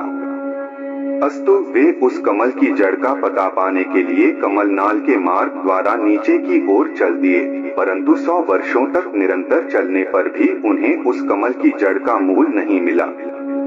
उसी समय यह आकाशवाणी हुई कि तुम तपस्या करो, तब तुम्हें वास्तविक भेद का ज्ञान होगा। उस आकाशवाणी को सुनकर ब्रह्मा जी तप करने में लीन हो गए। तदुपरांत शिवजी ने अपनी लीला द्वारा विष्णु जी को सचेत करके ब्रह्मा जी के पास भेजा। जब उन्होंने ब्रह्मा जी के समीप आकर वर मांगने के लिए कहा, तब ब्रह्मा जी ने उनसे पूछा कि आप कौन हैं? उस समय विष्णु जी ने यह उत्तर दिया कि हम तुम्हारे पिता हैं और संपूर्ण सृष्टि के स्वामी हैं। यह सुनकर ब्रह्मा जी उनसे विवाद करने लगे। उसी समय शिवजी एक ज्वाला के रूप में प्रकट हुए। वह ज्वाला पृथ्वी से लेकर आकाश तक फैली हुई दिखाई दी।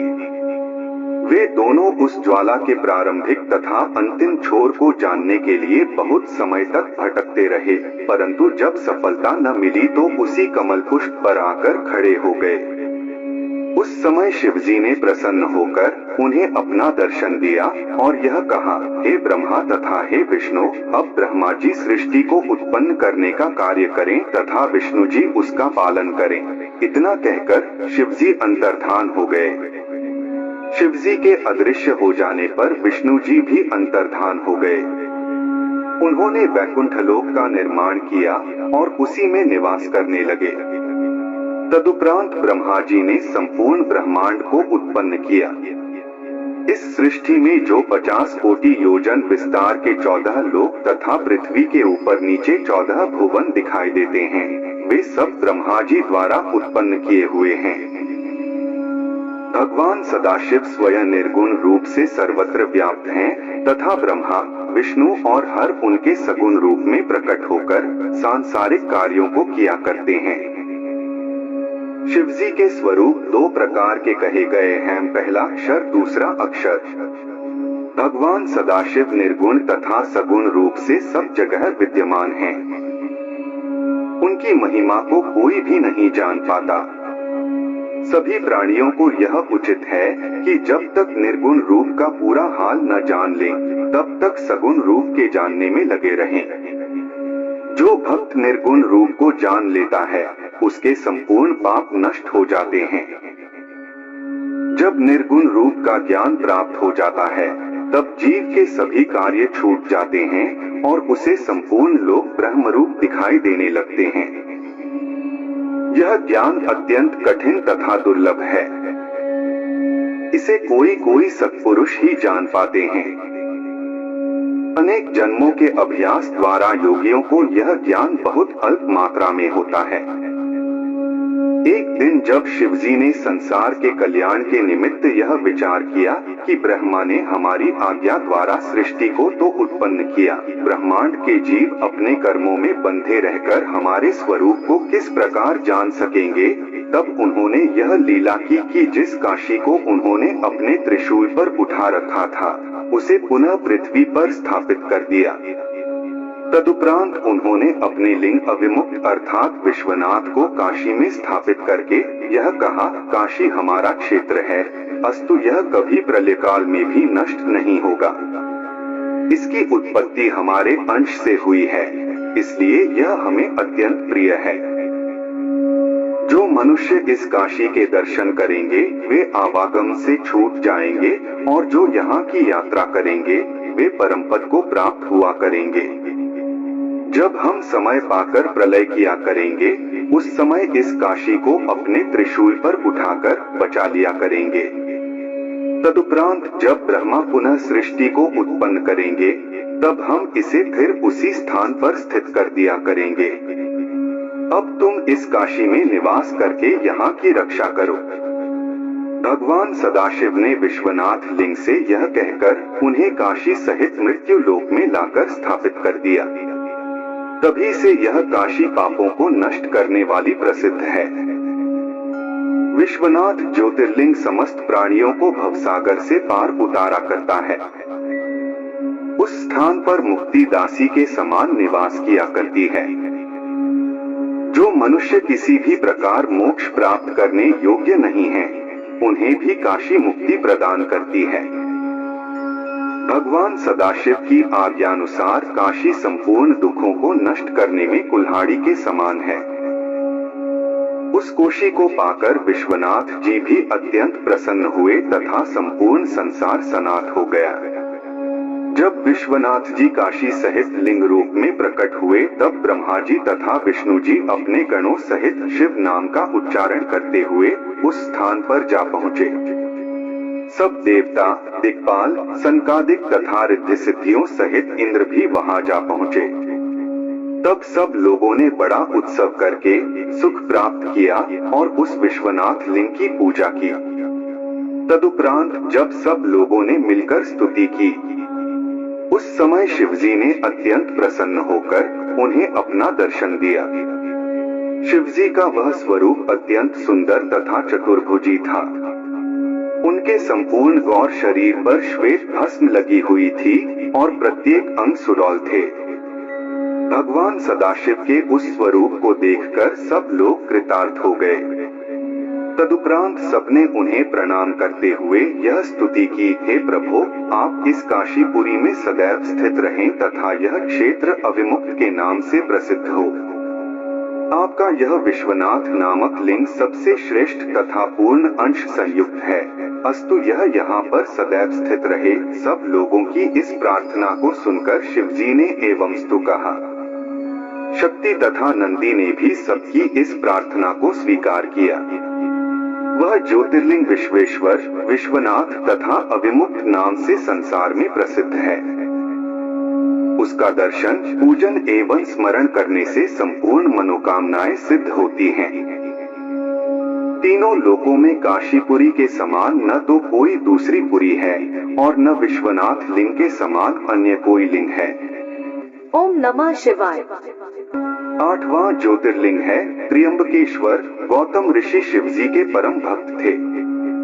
वे अपने मस्तक पर भस्म लगाते, सब अंगों में रुद्राक्ष धारण करते तथा हर समय शिवजी के नाम का जप किया करते थे। वे राजा जनक के पुरोहित थे। उनकी अहिल्या नामक पत्नी परम पतिव्रता थी। जब उनके पुत्र उत्पन्न हुए, तब वे अपने शिष्यों तथा परिवार सहित ब्रह्मशैल की दक्षिण दिशा की ओर जाकर एक स्थान पर तपस्या करने में संलग्न हुए। दैव के प्रकोप से 100 वर्ष तक पानी की एक बूंद भी नहीं बरसी।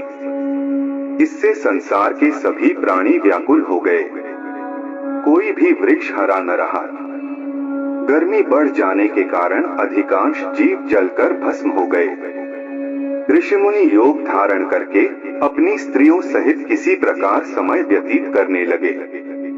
उस समय संसार को व्याकुल देखकर गौतम ऋषि ने वर्षा होने के हेतु वरुण देवता का तप करना आरंभ किया। परोपकार से बढ़कर संसार में अन्य कोई धर्म नहीं है। सज्जन पुरुषों का यह स्वभाव होता है कि वे दूसरों की भलाई के लिए अनेक प्रयत्न करते हैं तथा दूसरों को सुख पहुंचाने के लिए स्वयं कष्ट सहते हैं। अस्तु जब गौतम ऋषि ने अहिल्या सहित अत्यंत उग्र तप किया, तब वरुण ने प्रसन्न होकर उन्हें दर्शन दिया और वरदान मांगने के लिए कहा। उस समय गौतम ने उनसे यह प्रार्थना की कि आप मेरे मनोरथ को पूर्ण करने के हेतु संसार में वर्षा कीजिए। यह सुनकर वरुण ने उत्तर दिया, हे मुनि, इसे तो केवल परमेश्वर ही पूरा कर सकते हैं। हानि लाभ, जीवन मरण, वर्षा अकाल, यश निंदा, पाप पुण्य, जय पराजय, उत्पत्ति प्रलय तथा नरक स्वर्ग आदि बातें भगवान सदाशिव के अधीन हैं। वे परब्रह्म तथा सबके स्वामी हैं। वर्षा होना या न होना भी उन्हीं की इच्छा पर निर्भर करता है। इसलिए हम तुम्हें ऐसा वरदान नहीं दे सकते। परंतु हे गौतम, एक बात यह भी आ पड़ी है कि यदि हम तुम्हें वर नहीं देते तो यह कार्य धर्म के विरुद्ध होता है। अतः अब तुम कृपा करके कोई ऐसा वर मांगो जिसे हम प्रसन्नता पूर्वक दे सकें। वरुण देवता की बात सुनकर गौतम ऋषि ने कहा, अच्छा, आप मुझे एक अक्षय जल का कुंड दे दीजिए। इससे मेरी बात भी रह जाएगी और आपका आगमन भी सार्थक रहेगा। यह सुनकर वरुण देवता ने अत्यंत प्रसन्न होकर गौतम की प्रशंसा की और एक अक्षय कमल देते हुए यह कहा, हे ऋषि, तुम पृथ्वी में एक गड्ढा बनाओ और उस गड्ढे इस अक्षय कमल को डाल दो। हमारी कृपा से वह गड्ढा जल से सदैव भरा रहेगा। तब वरुण की आज्ञानुसार गौतम ने पृथ्वी में एक गड्ढा खोदा। उसे जल से परिपूर्ण कर देने के उपरांत वरुण ने यह कहा, हे ऋषि, यह गड्ढा जिसका विस्तार 1 हाथ है, परम पवित्र तीर्थ होकर तुम्हारे नाम से प्रसिद्ध होगा और सदैव जल से परिपूर्ण बना रहेगा।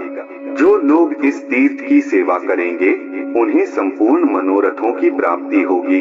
इतना कहकर वरुण देवता अंतर्धान हो गए। उस समय गौतम ऋषि भी उस कुंड का जल पीकर अपनी पत्नी सहित अत्यंत आनंदित हुए। गौतम ऋषि ने उस कुंड के समीप अपने शिष्यों द्वारा खेती कराई। यह समाचार संपूर्ण संसार में फैल गया। तब सभी ऋषि मुनि अपनी अपनी पत्नियों एवं शिष्यों सहित चारों ओर से आकर उसी स्थान के समीप कुटी बना रहने लगे। इस प्रकार उस कुंड के आसपास एक बहुत बड़ा तथा श्रेष्ठ नगर बस गया। भूख प्यास व्याकुल मनुष्यों ने वहां आकर प्रसन्नता प्राप्त की। वरुण देवता के वरदान के कारण उस गौतम कुंड का यह प्रभाव था कि उसमें से चाहे जितना जल भरा जाए परंतु वह कभी भी कम नहीं होता था। एक दिन शिवजी की माया के वशीभूत होकर गौतम ऋषि ने अत्यंत अहंकार में भरकर अपने शिष्यों को उस कुंड से शीघ्रता पूर्वक जल लाने के लिए भेजा।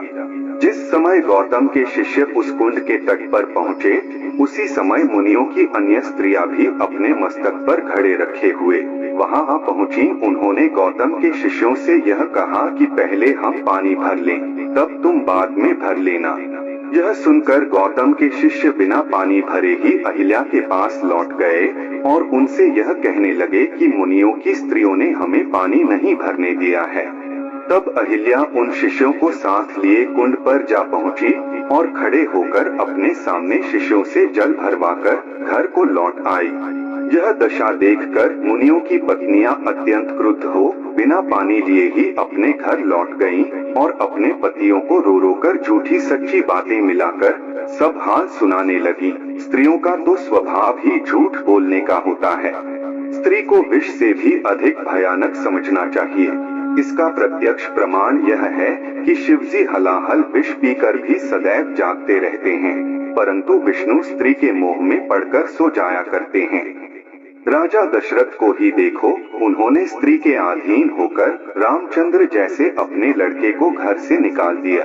कहावत है कि ऐसी कौन सी वस्तु है जो समुद्र में नहीं समा सकती, ऐसी कौन सी वस्तु है जिसे अग्नि नहीं जला सकती, ऐसा कौन सा मनुष्य है जिसे मृत्यु नहीं मार सकती, और ऐसा कौन सा कर्म है जिसे स्त्री नहीं कर सकती।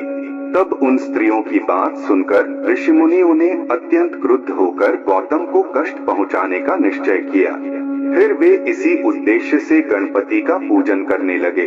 कुछ समय बाद उनकी सेवा से संतुष्ट होकर गणपति ने दर्शन दिया तथा यह कहा, हे मुनियों, तुम्हारी अभिलाषा शुभ नहीं है, तुम्हें अपने हाथों अपना ही विनाश करना उचित नहीं। यह सुनकर उन मुनियों ने एकमत होकर कहा, हे गणेश जी, हम सबने गौतम को दुख पहुंचाने का निश्चय कर लिया है। हमारी यह प्रार्थना है कि आप गौतम को कष्ट अवश्य पहुंचाएं। तब गणेश जी उन्हें समझाते हुए बोले, हे मुनियों, जिसने गौतम ऋषि पर ऐसी कृपा की है वही उनकी रक्षा भी करेगा। शिवजी की प्रसन्नता के कारण गौतम का कोई अनिष्ट न होगा, परंतु शिवजी की इच्छा के विरुद्ध होने के कारण तुम सब लोग अत्यंत दुख उठाओगे। इतना कहकर गणेश जी अंतर्धान हो गए।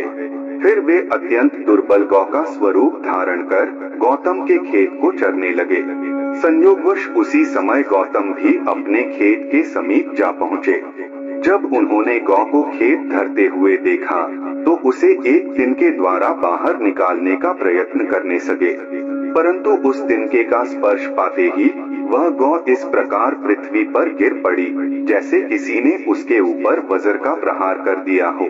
गौतम ने यह समाचार अपने शिष्यों को सुनाया। उस समय सब ऋषि मुनि गौतम जी के पास आ पहुँचे और उन्हें धिक्कारते हुए इस प्रकार कहने लगे, हे गीतम, तुम्हें, तुम्हारी स्त्री को तथा तुम्हारे 3 प्रकार के तप, हवन, धर्म, विद्या, चातुर्य, जागरण, कला आदि सबको धिक्कार है।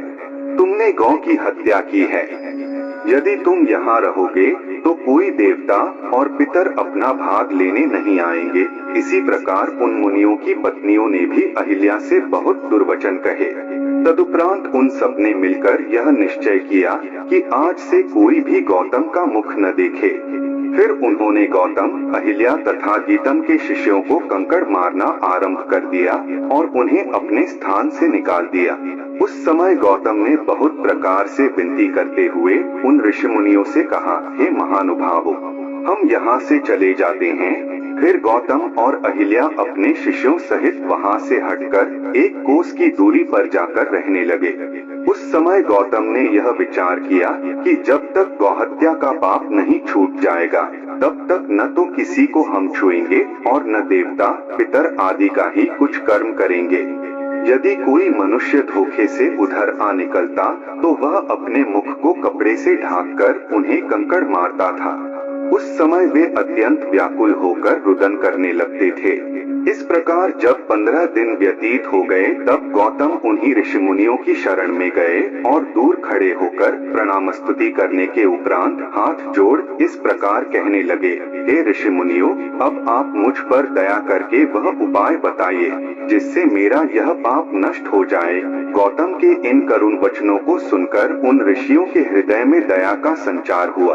तब वे इस प्रकार कहने लगे, हे गौतम, तुम्हारे शिष्यों ने हमारी स्त्रियों का अत्यंत अनादर किया था।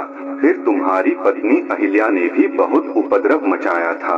उसी कर्म का फल तुम्हें इस प्रकार भोगना पड़ा है। हम तुम्हें यह बताते हैं कि शिवजी संपूर्ण पापों को नष्ट करने वाले हैं।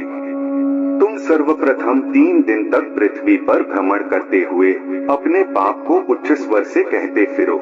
तदुपरांत 1 मास तक व्रत करके 100 बार ब्राह्मणों की परिक्रमा करो, तब इस पाप से मुक्त हो सकोगे। दूसरा उपाय यह है कि तुम इसी स्थान पर गंगा जी को प्रकट करके उसमें स्नान करो तथा 1 करोड़ पार्थिव पूजन करो तो तुम्हारी शुद्धि हो जाएगी। यह सुनकर गौतम ने उन मुनियों की 100 बार परिक्रमा की। तदुपरांत वे 1 करोड़ पार्थिव पूजन करके शिवजी के ध्यान में संलग्न हो गए। अस्तु गौतम के उस तप को देखकर शिवजी अत्यंत प्रसन्न हुए और गिरिजा अपने पुत्र तथा गणों सहित प्रकट होकर उनसे इस प्रकार कहने लगे, हे गीतम, तुम हमें अपने प्राणों से भी अधिक प्रिय हो। अब तुम्हारी जो भी इच्छा हो वह वर मांग लो। गौतम ने कहा, हे प्रभु, यदि आप मुझ पर प्रसन्न हैं तो मेरे पाप को दूर कर दीजिए। शिवजी एवं स्तु कहते हुए इस प्रकार बोले, हे गौतम, तुम्हारे साथ मुनियों ने बड़ा छल किया है तथा निरपराध होते हुए भी तुम्हें इस प्रकार दुख पहुंचाया है। अब उन्हें ऐसी हत्या लगेगी कि फिर वे कभी आनंद प्राप्त न कर सकेंगे।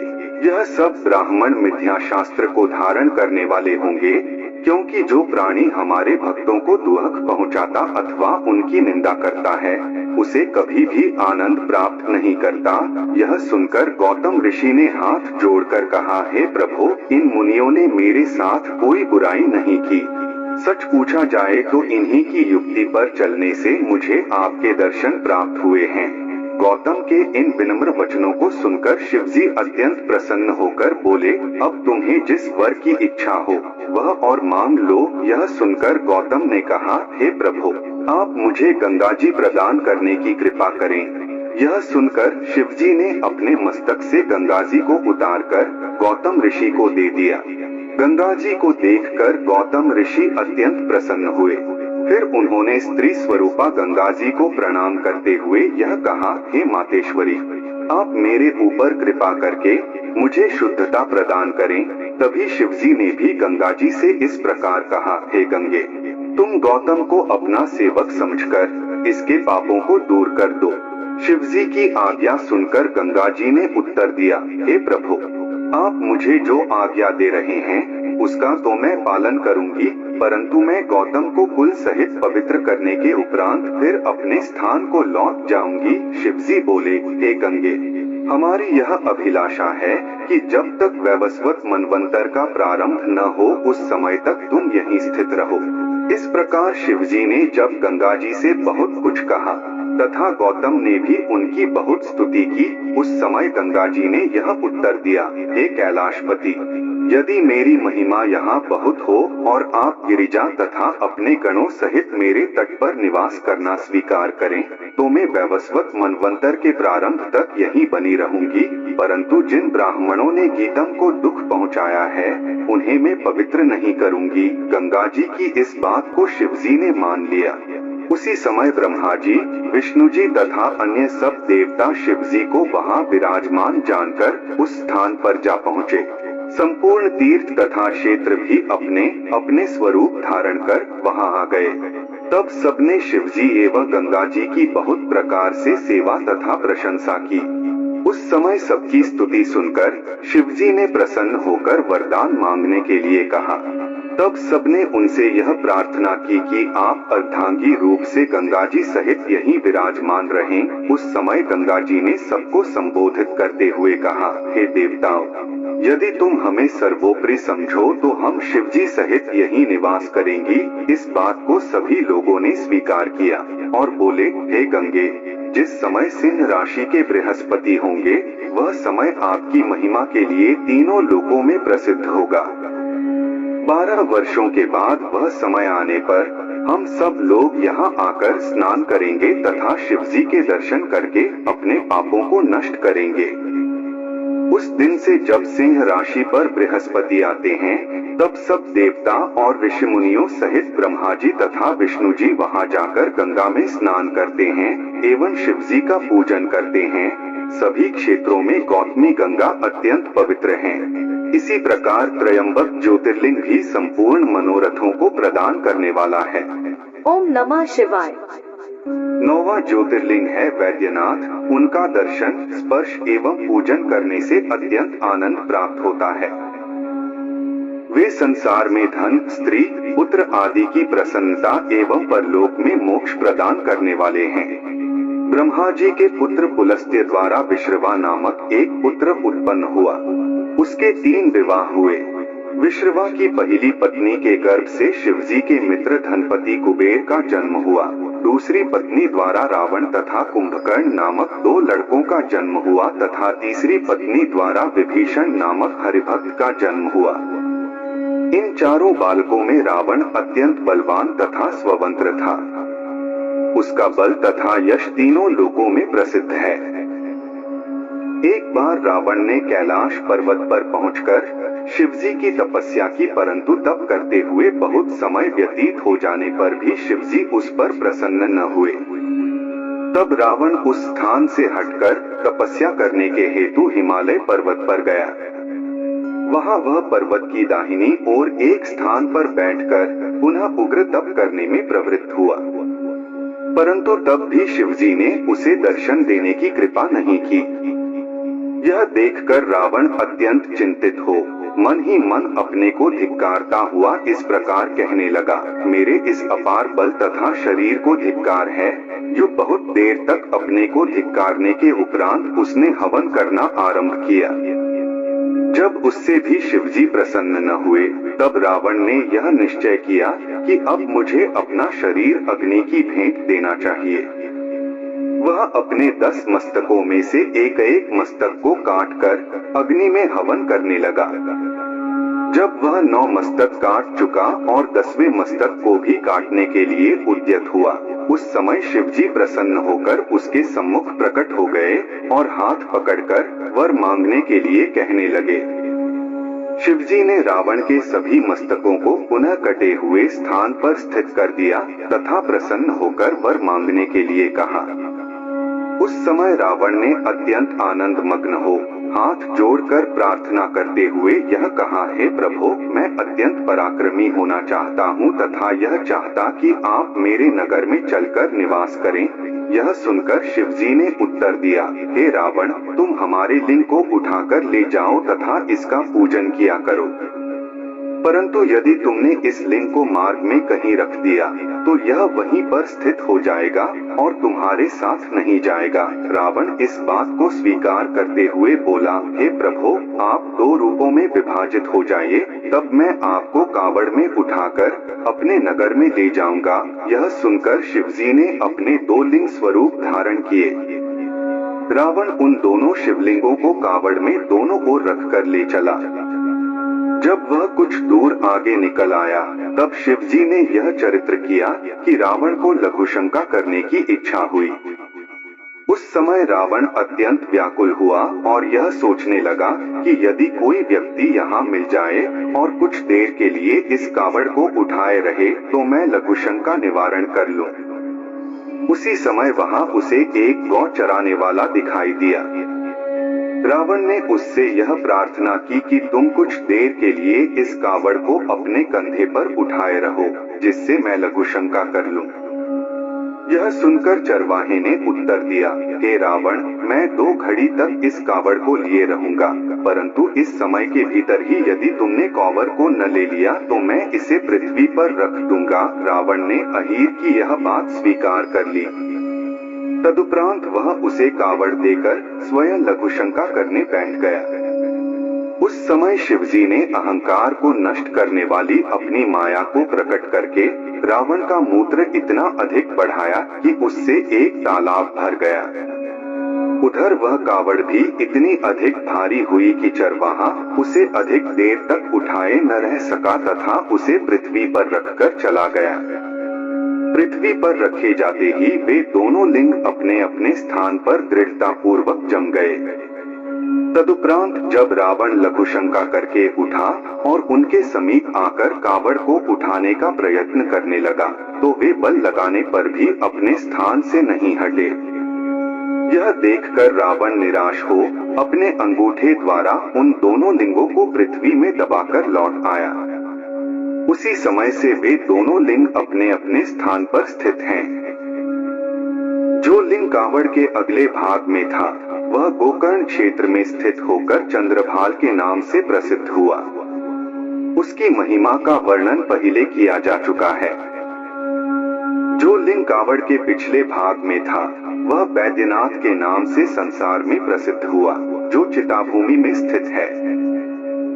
यह बैद्यनाथ नामक ज्योतिर्लिंग अत्यंत आनंद प्रदान करने वाला है।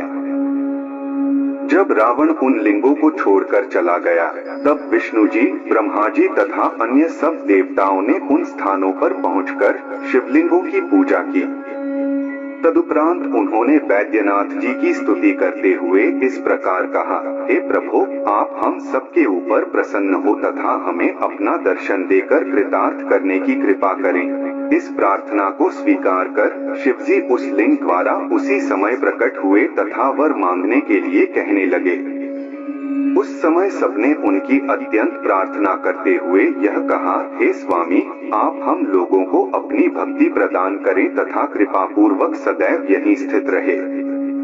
आप मनुष्यों को वैद्य के समान आनंद प्रदान करने वाले हैं, अस्तु आपका नाम वैद्यनाथ है। ओम नमः शिवाय। 10वां ज्योतिर्लिंग है नागेश ज्योतिर्लिंग। प्राचीन काल में दारुका नामक एक राक्षसी ने भगवती गिरिजा की बड़ी सेवा की। तब गिरिजा ने प्रसन्न होकर उसे अपना दर्शन दिया तथा वरदान मांगने के लिए कहा। उस समय दारुका यह बोली, भगवती, आप मुझे एक ऐसा नगर दीजिए जिसमें मैं अपने पति सहित निवास किया करूं। मैं जहाँ कहीं भी जाऊं, वह नगर भी मेरे साथ वहीं जाए तथा आप मेरी सदैव रक्षा किया करें। यह सुनकर गिरिजा जी एवं स्तु कहकर अंतर्धान हो गई। तदुपरांत उनकी कृपा से पश्चिमी समुद्र के निकट एक ऐसा नगर बसा जो 16 योजन लंबा था तथा जिसमें सुख की संपूर्ण वस्तुएं थीं। दारुका वहां जाकर अपने अन्य राक्षसों के साथ रहने लगी। दारुका के पति का नाम दारुक था। वह अत्यंत तेजस्वी तथा बलवान था। वह पूजन, यज्ञ, जप, तुप, ज्ञान, धर्म से रहित हो कुकर्म करने में संलग्न हुआ। दारुका जहाँ जहाँ जाती वहीं वह नगर भी साथ साथ चलता था। उस दैत्य के उपद्रवों के कारण तीनों लोकों के सभी देवता तथा मनुष्य अत्यंत चिंतित हो और मुनि के समीप गए तथा उन्हें प्रणाम करके स्तुति करते हुए यह कहने लगे, हे मुनि, इन दिनों दारुक राक्षस अनेक प्रकार के उपद्रव मचा रहा है, इसलिए आप हमारी रक्षा करने की कृपा करें। हे स्वामिन, आप शिवजी के परम भक्त हैं, अस्तु आपके तेज को देखकर वे सब राक्षस भाग जाएंगे। इस समाचार को सुनकर और मुनि ने अत्यंत क्रुद्ध होकर राक्षसों को यह शाप दिया कि यदि तुम पृथ्वी के जीवों को मारोगे और यज्ञ, तप आदि धर्म कार्यों में विघ्न डालोगे तो नष्ट हो जाओगे। इस प्रकार शाप देकर और मुनि तो अपने ध्यान में फिर स्थित हो गए तथा सब देवता राक्षसों से युद्ध करने की तैयारी करने लगे। जिस समय राक्षसों ने और मुनि के इस शाप का समाचार सुना तो वे अत्यंत चिंतित हुए। उस दारुका राक्षसी ने उन सबको धैर्य बंधाते हुए यह कहा कि गिरिजा जी के वरदान के कारण मैं जहाँ जाऊंगी वहीं यह नगर भी मेरे साथ जाएगा। अस्तु हम लोग ऐसे स्थान पर चलें जहाँ मुनि के शाप का कोई प्रभाव न हो सके। इस बात को सुनकर वे सब राक्षस समुद्र में जाकर रहने लगे। वहाँ वे यह करते कि यदि कोई मनुष्य नाव पर बैठा हुआ उधर पहुँच जाता तो उसे पकड़कर बंदी गृह में डाल दिया करते थे। एक दिन वे बहुत सी नावों को पकड़कर अपने नगर में ले गए। उन नावों का एक यात्री शिवजी का परम भक्त था। वह शिवजी का पूजन किए बिना जल भी ग्रहण नहीं करता था। अस्तु जब राक्षसों द्वारा उसे भी बंदी लिया गया तो वह बंदी गृह में पहुंचकर अन्य सब लोगों से भी पार्थिव पूजन कराने लगा। उसने सबको मानसी पूजन का उपदेश कर पंचाक्षरी मंत्र की दीक्षा दी। उसकी सम्मति के अनुसार सब बंदी भगवान सदाशिव का ध्यान धरते हुए पार्थिव पूजन करने लगे। इस प्रकार जब उन्हें 6 महीने व्यतीत हो गए तो एक दिन शिवजी ने उन पर दयालु होकर एक चरित्र किया। वह चरित्र यह था कि एक दिन एक राक्षस ने उन बंदियों को शिवलिंग का पूजन करते हुए देखा। तब उसने दारुक के पास पहुंचकर यह समाचार कह सुनाया।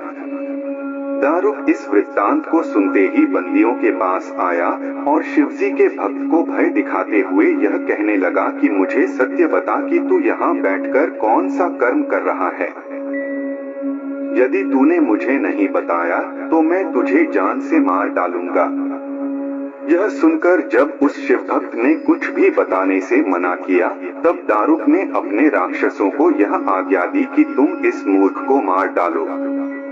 जिस समय वे राक्षस उस शिव भक्त को मारने के लिए आगे बढ़े, उस समय वह अत्यंत चिंतित होकर शिवजी का स्मरण करने लगा। तभी शिवजी गिरिजा सहित उसी समय लिंग मूर्ति से प्रकट हो गए। शिवजी के दर्शन पाते ही उस शिव भक्त ने, जो कि वैश्यपति के नाम से प्रसिद्ध था, अत्यंत प्रसन्न होकर स्तुति की। फिर शिवजी ने अपनी हुंकार द्वारा सब राक्षसों को दूर कर दिया और वैश्यपति को अपना पाशुपत अस्त्र देते हुए यह कहा कि तुम इसके द्वारा संपूर्ण राक्षसों का संहार करके स्वयं ब्राह्मणों सहित इस वन में निवास करो। अब यहाँ कोई भी राक्षस नहीं रह पाएगा। हम यहाँ अपना एक ज्योतिर्लिंग स्थापित किए जाते हैं। जिस समय दारुका राक्षसी ने यह दृश्य देखा तो उसने गिरिजा की बहुत स्तुति की। जब गिरिजा ने प्रसन्न होकर उससे वर मांगने के लिए कहा तो वह इस प्रकार बोली, हे भगवती, आप आदिशक्ति हैं तथा ब्रह्मा, विष्णु एवं शिवजी आपके सेवक हैं। मैं किसी भी प्रकार न मारी जाऊं। यह सुनकर गिरिजा ने एवं स्तु कहते हुए शिवजी से यह कहा, है प्रभु, यह दारुका नामक राक्षसी मेरी भक्त हैं। अस्तु आप कृपा करके इसका तथा इसके स्वामी का नाश मत कीजिए और इसे यह भी वरदान दीजिए कि यह दारुक वन नष्ट नहीं होगा। गिरिजा के यह वचन सुनकर शिवजी हंसकर बोले, प्रिय, जब तुम यह कह रही हो तो जो उचित समझो उसे करो। तब गिरिजा जी ने उस नगर को यह वरदान दिया कि युग के अंत तक यह नगर अपने वन सहित बसा रहेगा और इसमें राक्षस निवास करेंगे। दारुका की गणना हमारी शक्ति में होगी और वह अपने पति सहित यहाँ का राज्य करेगी। शिवजी ने कहा, जो मनुष्य अपने वर्णाश्रम धर्म में दृढ़ होगा तथा यहाँ आकर हमारे लिंग के दर्शन करेगा, वह पृथ्वी का राजा होकर इंद्र के समान सुख भोगेगा। इतना कहकर शिवजी ने गिरिजा जी से कहा, हे प्रिय, अब हम तुमसे भविष्य का वृत्तांत कहते हैं कि बभ्रुसेन नामक एक राजा यहाँ आकर हमारे दर्शन करेगा तथा वही इन राक्षसों का संहार करेगा। इस प्रकार बहुत सी बातें कहकर शिवजी अपने नागेश नामक ज्योतिर्लिंग को वहां स्थापित कर गिरिजा जी सहित अंतर्धान हो गए। नागेश ज्योतिर्लिंग का यह चरित्र अत्यंत पवित्र है। इसे जो कोई सुनता है अथवा सुनाता है उसे आनंद प्राप्त होता है। ओम नमः शिवाय। 11वां है रामेश्वर ज्योतिर्लिंग। एक समय ब्रह्मा जी के संकादिक चारों पुत्र कृष्ण लोक में पहुँचे। जिस समय वे विष्णु जी के मंदिर में भीतर जाने लगे, उस समय जय तथा विजय नामक पार्षदों ने उन्हें रोक दिया।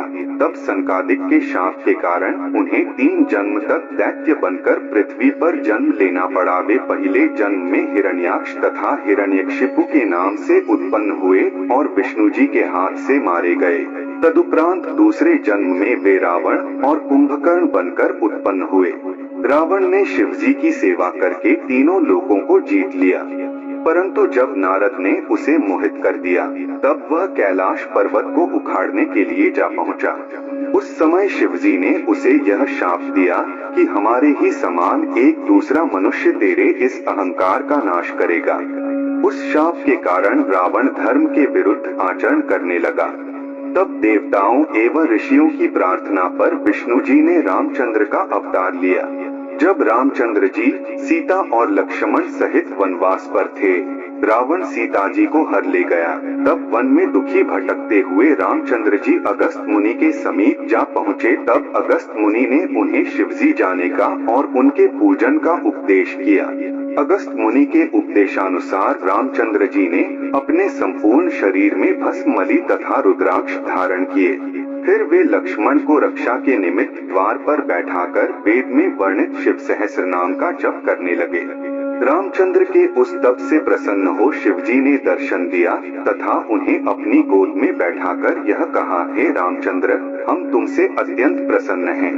तुम जो चाहो वह वर हमसे मांग लो। शिवजी के श्रीमुख से ऐसे वचन सुनकर रामचंद्र बोले, हे प्रभु, मैं रावण का वध करके सीता को प्राप्त करना चाहता हूँ। उस समय शिवजी ने प्रसन्न होकर रामचंद्र को धनुष बाण सहित अपना तेज प्रदान किया। रामचंद्र ऋष्यमुख पर्वत पर पहुँचे। सुग्रीव तथा हनुमान सीता का पता लगाकर लंका से लौट आए। तब रामचंद्र अपनी सेना को साथ ले रावण से युद्ध करने के लिए चले। समुद्र तट पर पहुंचने पर जब उन्होंने यह देखा कि आगे किसी प्रकार नहीं बढ़ा जा सकता है, तब उन्होंने अत्यंत चिंतित होकर वहां एक शिवलिंग की स्थापना की। रामचंद्र की प्रार्थना पर शिवजी उसी लिंग से प्रकट हुए तथा विराट स्वरूप धारण कर वर मांगने के लिए कहने लगे। उस समय रामचंद्र ने उन ज्योति स्वरूप शिवजी को देखकर यह प्रार्थना की, हे प्रभु, मेरी यह इच्छा है कि मैं सेना सहित समुद्र के पार उतरकर रावण पर विजय प्राप्त करूं तथा मेरी अभिलाषा है कि आप मेरे द्वारा स्थापित इस लिंग में सदैव निवास कर संसार को सुख पहुंचाया करें। शिवजी ने इस प्रार्थना को सहर्ष स्वीकार कर लिया। तदुपरांत वे एवंस्तु कहते हुए रामचंद्र द्वारा स्थापित लिंग में प्रवेश कर गए। रामचंद्र ने जो लिंग स्थापित किया था वह रामेश्वर के नाम से तीनों लोकों में प्रसिद्ध हुआ। रामचंद्र, लक्ष्मण, सुग्रीव, जाम्बवान, हनुमान तथा अंगद आदि ने उस लिंग का पूजन करके अत्यंत आनंद प्राप्त किया। तदुपरांत रामचंद्र समुद्र पर पुल बांधकर लंकापुरी में जा पहुँचे। वहां उन्होंने रावण को कुल सहित मार डाला और विभीषण को वहां का राज्य दे स्वयं सीता सहित अपनी अयोध्यापुरी को लौट आए। जो मनुष्य रामेश्वर शिवलिंग पर गंगा जल चढ़ाता है वह दोनों लोकों में सुख प्राप्त करता है। यह पूर्ण सत्य है कि रामेश्वर शिवलिंग की पूजा करने से सब प्रकार के मनोरथ पूर्ण होते हैं। ओम नमः शिवाय। 12वें ज्योतिर्लिंग है घुश्मेश्वर ज्योतिर्लिंग। दक्षिण दिशा में त्रिदेव नामक जो शिवजी का धाम है, वहाँ एक बहुत बड़ा नगर स्थित था। उस नगर में सुधर्मा नामक एक विद्वान ब्राह्मण निवास करता था। वह दिन रात शिवजी का पूजन करता तथा सदैव भस्म एवं रुद्राक्ष को धारण करता था। उसकी सुदेहा नामक पत्नी परम पतिव्रता तथा शिवजी की महान भक्त थी। दिन व्यतीत होने पर भी जब उस ब्राह्मणी के कोई पुत्र उत्पन्न नहीं हुआ तो एक दिन वह अत्यंत चिंतित होने लगी। उस समय ब्राह्मण ने उसे बहुत कुछ समझाते हुए यह कहा, हे प्रिय, यद्यपि पुत्र के होने पर दोनों लोगों को ये सुख मिलता है, परंतु वेद का कथन यह है कि कर्म सब में प्रधान है। तुम चिंता रहित होकर भगवान शिवजी की आराधना करती रहो। जो मनुष्य शिवजी की भक्ति में लीन हो जाते हैं उन्हें संसार का सुख तुच्छ दिखाई देता है। ब्राह्मण द्वारा इस उपदेश को सुनकर वह स्त्री अत्यंत प्रसन्न हुई। तदुपरांत एक दिन वह अपनी किसी पड़ोसिन के यहाँ गई। वहाँ किसी विषय पर विवाद छिड़ गया। तब एक स्त्री ने ताना देते हुए यह कहा, अरे तू पुत्रहीन होने पर भी इतना अहंकार क्यों करती है? पुत्र के बिना न तो मुक्ति मिलती है और न ज्ञान ही फलदायक हो सकता है। उन स्त्रियों की बात सुनकर ब्राह्मणी अत्यंत लज्जित हो अपने घर लौट आई और पति के चरणों में गिरकर सब वृत्तांत सुनाती हुई यह कहने लगी, हे स्वामी, या तो मुझे पुत्र दीजिए अन्यथा मैं जीवित नहीं रहूंगी। इस बात को सुनकर ब्राह्मण ने उसे बहुत समझाया कि तुम पुत्र के लिए इस प्रकार चिंता मत करो तथा शिवजी की भक्ति त्याग कर संसारी सुख में संलग्न होने का प्रयत्न न करो। परंतु वह किसी भी प्रकार संतुष्ट न हुई, निरंतर पुत्र की ही मांग करती रही। तब उसके हठ को देखकर ब्राह्मण ने दुखी होकर शिवजी का ध्यान किया। फिर उसने अपनी स्त्री के सामने 2 फूल रखे। उनमें एक फूल पुत्र होने का और दूसरा फूल पुत्र न होने का था। उन फूलों को सामने रखने के उपरांत ब्राह्मण ने सुदेहा कहा, हे प्रिय, तुम इन दोनों फूलों में से कोई एक फूल उठा लो। यह सुनकर ब्राह्मणी ने उस फूल को उठाया जो पुत्र न होने का था। तब ब्राह्मण ने अत्यंत दुखी होकर स्त्री से यह कहा, तुम्हारे भाग्य पुत्र नहीं है, अस्तु वह किसी भी प्रकार प्राप्त नहीं हो सकता। यह सुनकर स्त्री बोली, हे पति, आप पुत्र की प्राप्ति के लिए दूसरा विवाह कर लीजिए, मैं उसकी सेविका बनकर घर में रहूंगी। यद्यपि ब्राह्मण ने दूसरा विवाह करने का बहुत विरोध किया, परंतु ब्राह्मणी ने उसे विवश करके दूसरा विवाह करा दिया। दूसरी स्त्री जो आई उसका नाम घुश्मा था। वह अपने पति की आज्ञानुसार प्रतिदिन 1 सहस्र पार्थिव बनाकर उनका पूजन करने लगी।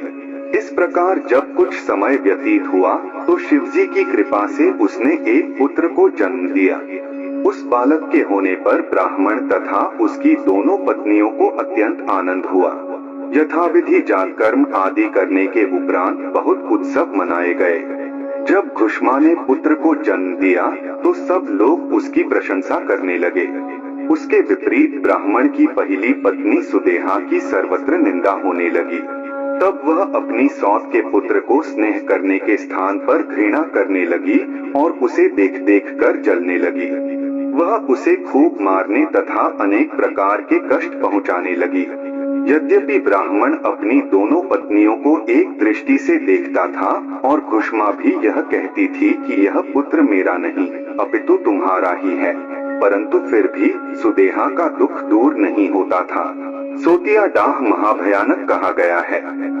इसलिए बुद्धिमान पुरुष को चाहिए कि दूसरा विवाह कभी न करे, विशेषकर उस स्थिति में जब उसकी पहली पत्नी जीवित हो तथा उसके संतान भी हो। अस्तु जब वह लड़का बड़ा हो गया और उसका विवाह भी हो गया तब सुदेहा की ईर्ष्या और अधिक बढ़ गई।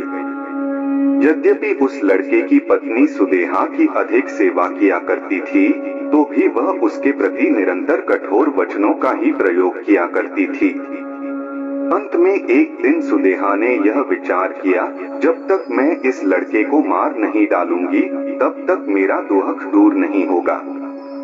संसार में ऐसा कोई कर्म नहीं है जिसे स्त्री न कर सके। अस्तु एक दिन अवसर पाकर सुदेहा ने अपनी सौत के लड़के को मार डाला तथा उसका सिर काट कर वहां डाल दिया जहां घुष्मा शिवजी के पार्थिव लिंगों को पूजन के उपरांत डाल दिया करती थी। प्रातः काल होने पर जब लोगों ने उस लड़के के अंगों को छिन्न भिन्न देखा तो संपूर्ण नगर में इस बात की चर्चा होने लगी कि सुदेहा ने अपने सौतेले लड़के को मार डाला है। यह सब होते हुए भी वह ब्राह्मण तथा घुष्मा शिवजी के पूजन में संलग्न रहे। वे अपने स्थान से तनिक भी नहीं हटे। जब पूजन समाप्त हो चुका तब उन्होंने अपने लड़के की ऐसी अवस्था देखी, तब भी केवल यही कहा कि शिवजी ही हमारे रक्षक हैं, अस्तु उनकी जो इच्छा होती है वही कार्य हुआ करते हैं। इस संबंध में हम लोगों को चिंता करने की कोई आवश्यकता नहीं है। अस्तु घुष्मा ने प्रतिदिन के नियमानुसार पार्थिवों को उसी स्थान पर डाल दिया जहां उसके लड़के का मस्तक कटा हुआ पड़ा था। इस प्रकार वह शिवजी की भक्ति में पूर्णतः दृढ़ रही तथा किसी भी प्रकार अपने मन में खेद नहीं किया। उसकी ऐसी भक्ति तथा दृढ़ता को देखकर शिवजी तुरंत प्रकट हो गए और घुष्मा से इस प्रकार बोले, हे घुष्मा, हम तुमसे अत्यंत प्रसन्न हैं, तुम इच्छानुसार वर मांग लो। तुम्हारे लड़के का जिसने वध किया है उसे हम अपने त्रिशूल से मार डालेंगे। यह सुनकर घुष्मा ने उन्हें प्रणाम करते हुए उत्तर दिया, हे प्रभु, जिसने यह पाप किया है वह स्वयं अपने पाप का फल पाएगी, आप किसी का वध न करें। दूसरी मेरी यह इच्छा है कि आप गिरिजा सहित इसी स्थान पर स्थित हो तथा अपने भक्तों को संपूर्ण मनोरथ प्रदान किया करें। घुष्मा की यह प्रार्थना सुनकर शिवजी प्रसन्न होकर बोले, हे घुष्मा, हम तुम्हारी प्रार्थना को स्वीकार करते हैं। तुम्हारे द्वारा स्थापित यह शिवलिंग घुष्मेश्वर के नाम से प्रसिद्ध होगा और तालाब का नाम शिवालय होगा। तुम्हारे गर्भ से 100 पुत्र जन्म लेंगे और तुम जीवन भर अत्यंत सुख भोग कर अंत में मुक्ति पद को प्राप्त करोगी। तब ब्राह्मण ने अपनी दोनों स्त्रियों सहित उस लिंग की परिक्रमा की। फिर वह अपनी पहली स्त्री से शत्रुता त्याग कर आनंद पूर्वक शिव भक्ति में संलग्न रहने लगा। घुष्मेश्वर ज्योतिर्लिंग के इस चरित्र को जो सुनता, सुनाता अथवा पढ़ता है वह संसार में अनेक प्रकार के सुख भोग कर अंत में शिव पद को प्राप्त करता है। उसके संपूर्ण पाप नष्ट हो जाते हैं तथा किसी भी प्रकार का रोग नहीं रहता। यह 12 ज्योतिर्लिंग मुक्ति को प्रदान करने वाले हैं। संसार में शिवलिंगों की महिमा प्रधान है। अगर प्रस्तुति पसंद आई हो तो कमेंट में जरूर लिखिएगा। ओम नमः शिवाय।